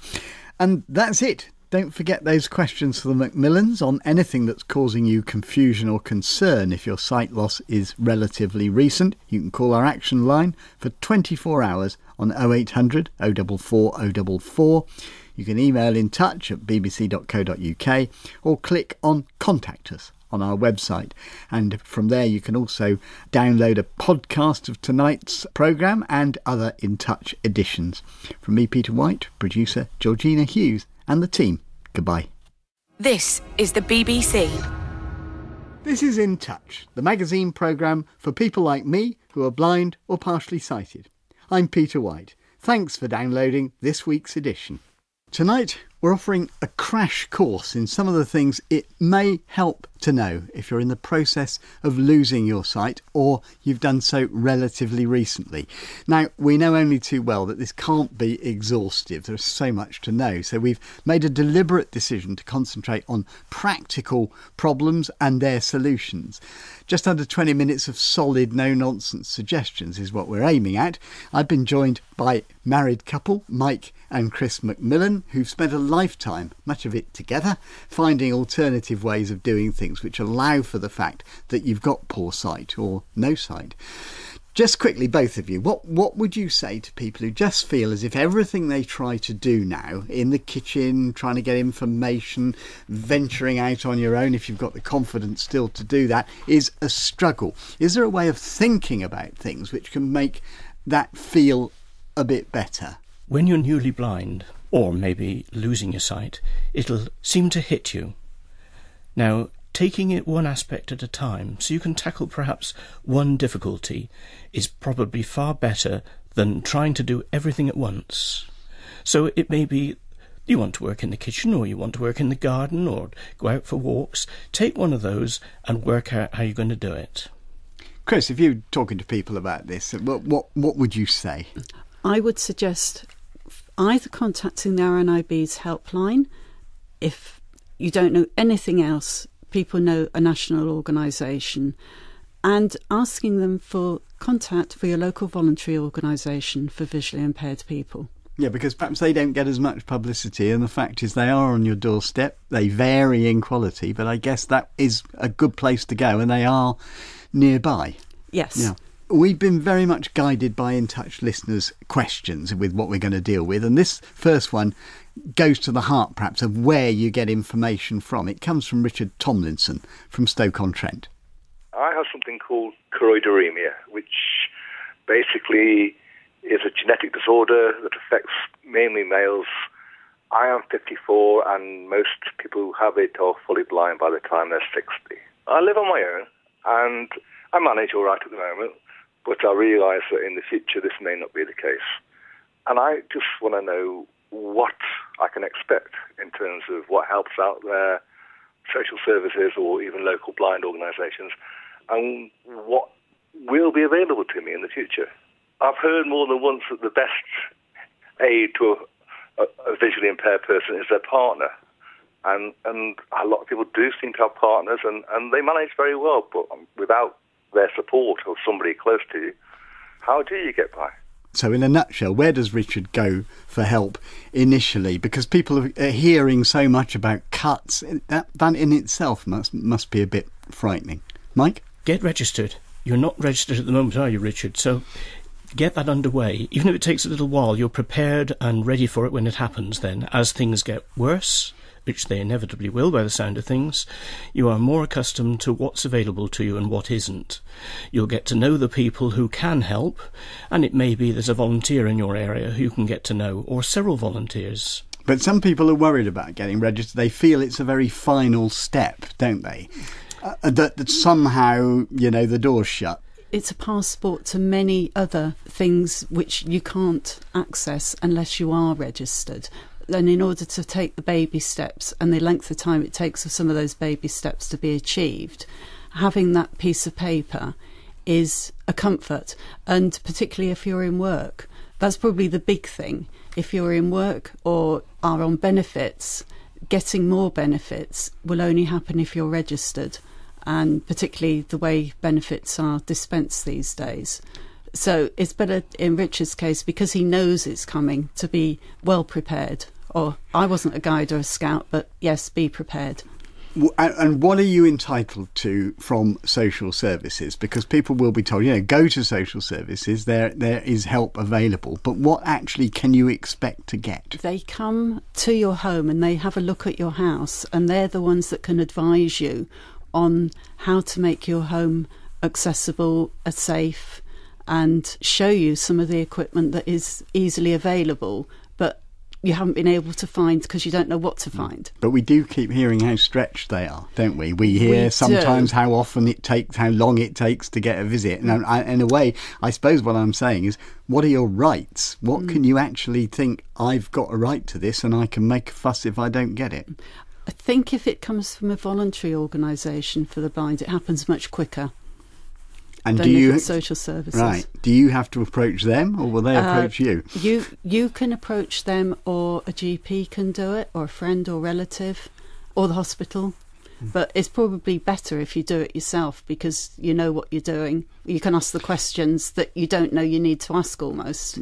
I mean, as I understand it, you do have the right to an assessment. Yes. Of your, and what does that mean exactly, and what will they be assessing? If they come to the house, they will be looking around and advising you on what is available to make life easier for you. And obviously some of these things are available from within the community. They're not dedicated things for a visual impairment. And I hope one or two of the things that we'll be showing this evening will bring that aspect out. You see, Richard says he doesn't need help at the moment. What would you say to that? I would say that there are things that you don't know until you realise you haven't got it. So things like cooking, you suddenly realise, I haven't seen something, or I've made a mess there. Oh, I didn't see that. I wonder what I can use to make things better. So that would be things like colour contrast in my world. Right, we'll come on to colour contrast as well. I mean, we've also heard from Doreen Smith. Now, Doreen has lost some sight. She's 91, but she still lives alone in North London. And she rather goes to the heart of one of the most basic things that you would want to be able to continue doing for yourself. There are all sorts of things in the kitchen that I can't manage. I'm sure there are very simple solutions for them, but I haven't been taught them, so I don't know. For instance, when I fill a cup of tea, when I come to pour the kettle and water into the tea, I'm forever scalding my hands because I go over the top or I don't pour enough. I can't judge the top of the tea, the cup. And I find that with all pouring now. I don't know how to measure things. Let's start with you, Chris. Well, I mean, what would you recommend? I would recommend a simple little device called the liquid level indicator, which Mike's going to describe for us. If you can imagine a drum shape, half the width of your hand, I won't put it in centimetres or inches, and it's got two legs. Now those legs dangle into the cup, and the weight of the unit itself that's going to make the noise sits over the edge and is secure. As you fill it, it'll start to make a noise, and there's two different lengths of leg on the ones I've seen, so you have an indication of how full the cup is. This saves you scalding your fingers, and I know people who've got calluses from not using something like the liquid level indicator. So it's a good idea to use one of those. I mean, but it seems a very cumbersome thing when you've been used to just picking up a kettle and pouring it into the cup. Yes, but which is easier, to be scalded or to have a thing that goes beep? I mean, I know quite a lot of people who, including totally blind people, I do it myself, who do one of two things. They either, because you can, of course, sense the heat as it gets near the top, and they really do dangle their fingers near the top of the cup. But there are also people who use the sort of timing method and also the sound that it makes. Is that something you'd recommend to someone who still had some sight, like Doreen has? I think I could get away with using the sound as it changes. I certainly wouldn't. Definitely not, no. I don't use my ears sufficiently well. Right. So really, you would say equipment is the right way for someone to do it? Yes, and the other thing, of course, is, as we've all been taught to do for a long time, is to fill the kettle to the minimal amount. So you could be filling it with cold water and using a finger there safely, and then using your liquid level indicator to make sure that you're pouring it in safely from the kettle. So you've boiled your minimal amount and saved your electricity at the same time. Right. And if that cup is sufficient to cover the element in the kettle, then what you pour in is what you'll need to pour out, and you'll be right. Right. Of course, pouring is vital in all sorts of elements of cooking as well. So there's quite a lot of gadgetry around it, aren't there, including sort of measuring jugs and things like that? Yes, there's a talking measuring jug, which I haven't actually seen, just in catalogues. So that was one thing that I quite like the look of. And I love the idea that we now have a no-boil jug that you use in the microwave. So much better than the old milk saver, which I never really felt confident with. Just remind people about the milk saver. The milk saver was a little round disc, either of metal or glass, and you put it in the bottom of your saucepan, put your liquid in, and it rattled away very loudly, which was fine, but you had to use a slotted spoon to get it out again, and I never felt very safe doing that.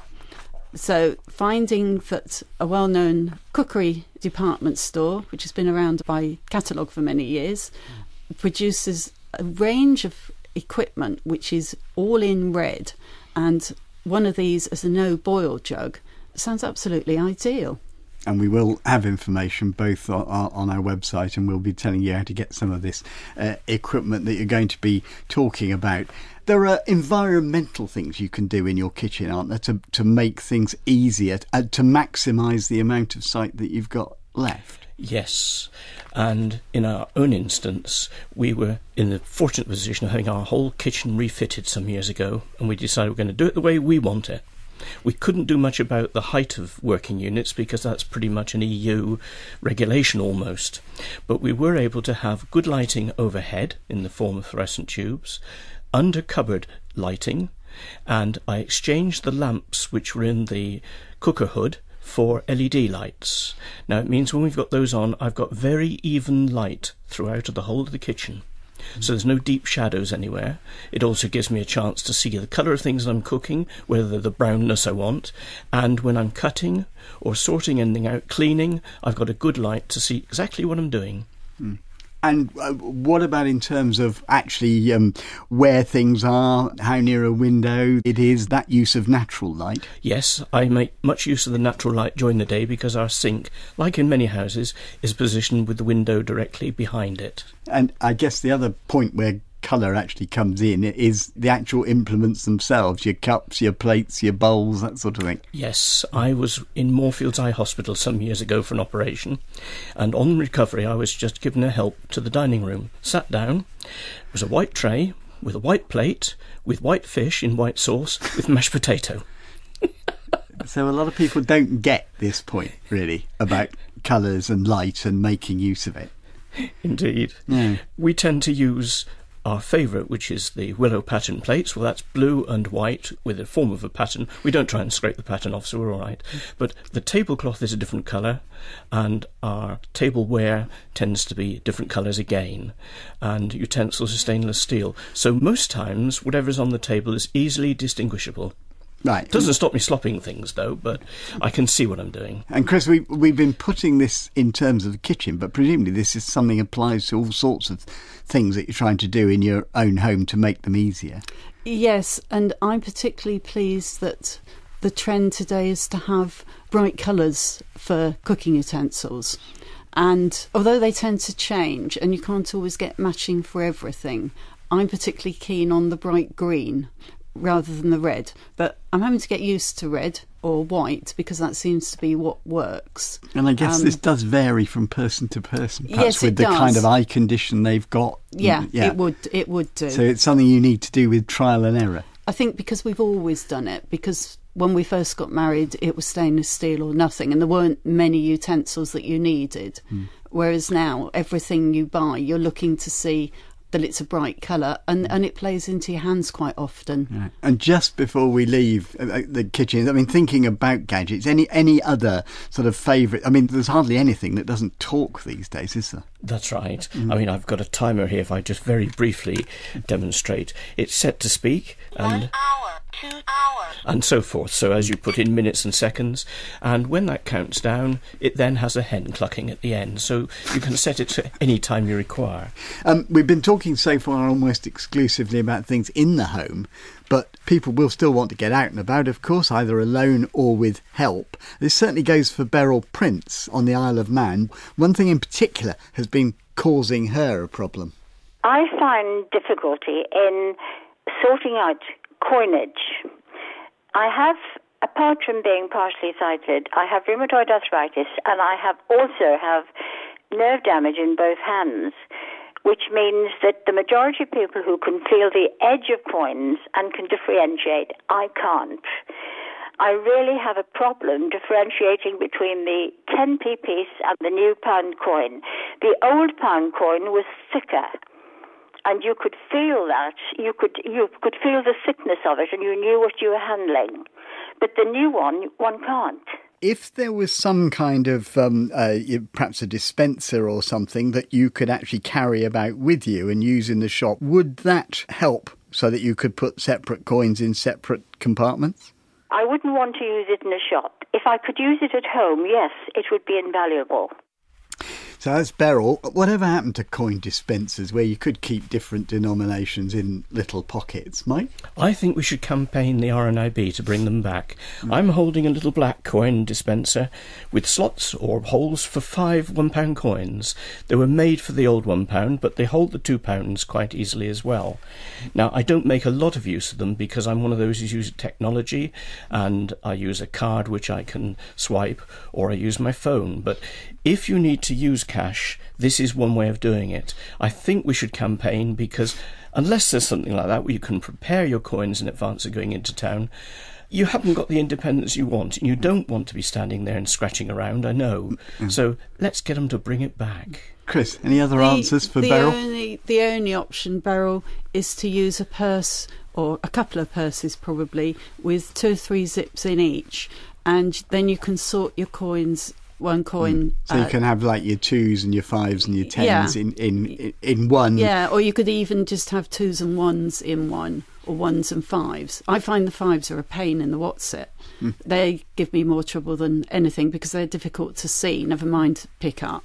I understand Beryl's problem with her fingers because I too have very stiff fingers and I'm quite cack-handed. So dividing my coins up into a couple of purses is really my only solution to do it out and about, or to only carry £1's worth, which was a tip I heard on In Touch many years ago. Yeah, well, we save them up. Yeah. What about contactless cards? I mean, it sounds like a solution, but people worry about security and so forth. It is fairly secure. Apparently, using a phone is even more secure because of the encryption. A smartphone? Yes. But if people aren't in a position to have one or use one, then a card is safe.